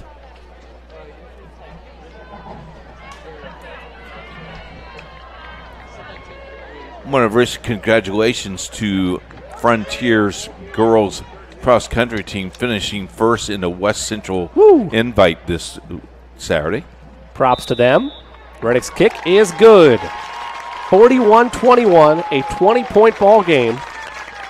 Again, this is going to be a more than likely, barring an unthinkable rally with just about 2.5 to go, it's going to be a Heritage Christian win, but Shenandoah has made them work in this second half. Here's something for you. St. Xavier and Brownsburg played tonight on ESPN2. The game just got done.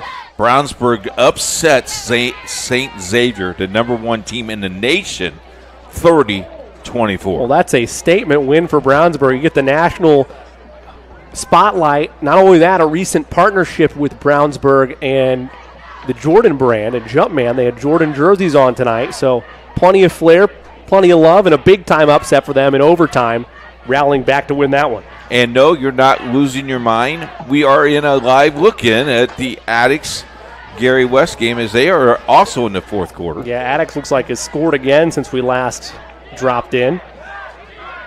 Remember, catch all that action at IPSathletics.tv. Powered by Indiana SRN. Is.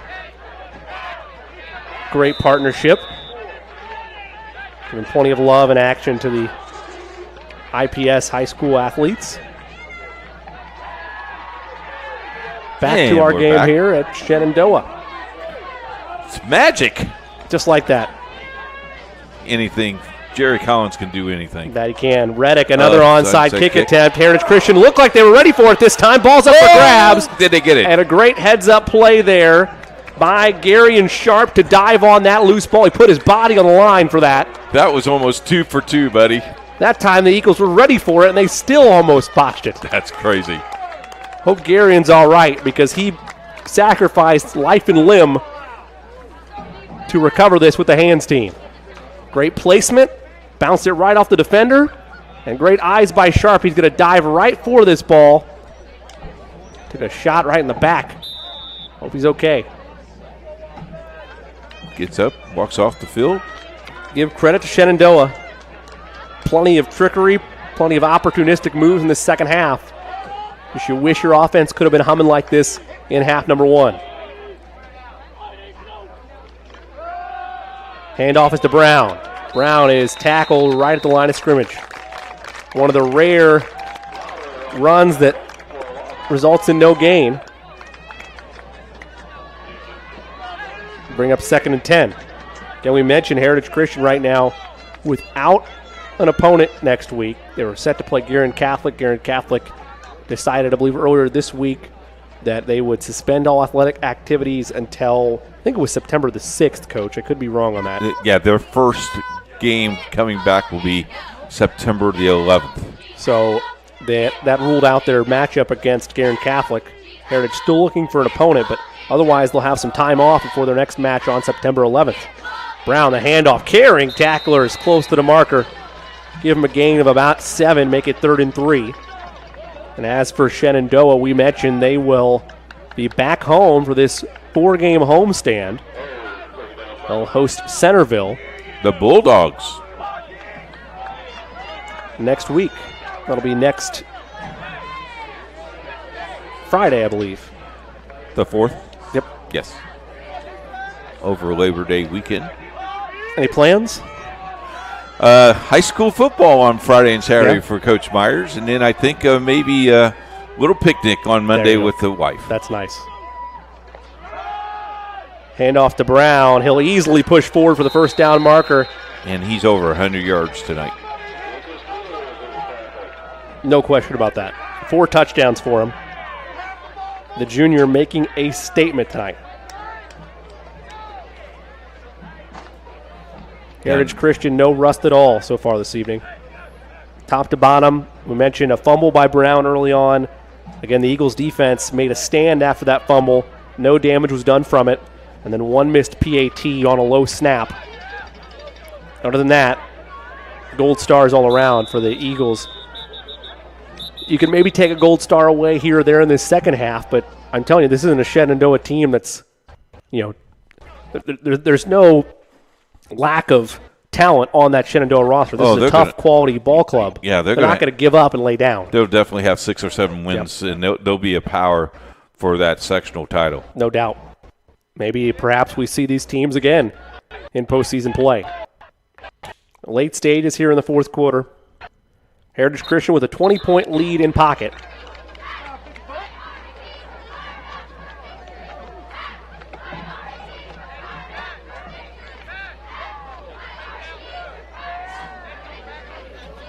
False start on the Eagles. So we'll move it back. Coach, are you surprised at all? I mean, I guess we mentioned it. This isn't 4A, 5A, 6A rosters. They're smaller rosters. 37 seconds left here. Are you surprised that still primarily starters out there? No, not really. I think you want to play the best you can for your kids and try to do what you do to get them reps, especially if you're Heritage Christian, because I guess they did have, maybe you don't have a game next week. So and you didn't have a game in week 1. So yeah, you got to get them game ready for 4 quarters. Milton will take a knee, and that will put this one in the books. Well, Shenandoah made some noise in the second half, but the Eagles flexed their muscles throughout this one. Their season opener ends with a W. Your final, Heritage Christian 41, Shenandoah 21. Coach, some final thoughts in this one. Well, if you're Kyle Ray and his coaching staff, you got to be happy the way you got started in this game. In the first half, you felt pretty good. The tough thing is you maybe let some things down in the second half, but if you're Shenandoah, you got to be very excited about your kids didn't give up as both teams running off the field. There's no more handshakes allowed at this point. All in all, I think Shenandoah is going to be a very tough team out in the sectional 38. Heritage Christian, nice win now, 1-0. Now what you do is go back to work on Monday, and you don't worry about if you don't have an opponent. You just worry about your next opponent possibly on September 11th. Well, again, we mentioned for Heritage Christian, we don't know who their opponent will be next week, if there will be one, as Coach mentioned. Otherwise, it'll be Eastern Hancock for them at home for their home opener on September 11th. That's a 7:30 p.m. kick. And then for Shenandoah, they'll next be in action next week when they take on Centerville, a part of this 4-game homestand.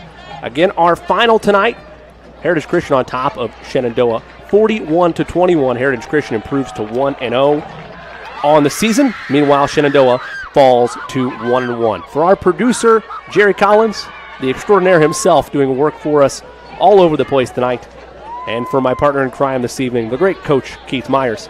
This is Jimmy Cook saying again, our final tonight, Heritage Christian 41, Shenandoah 21.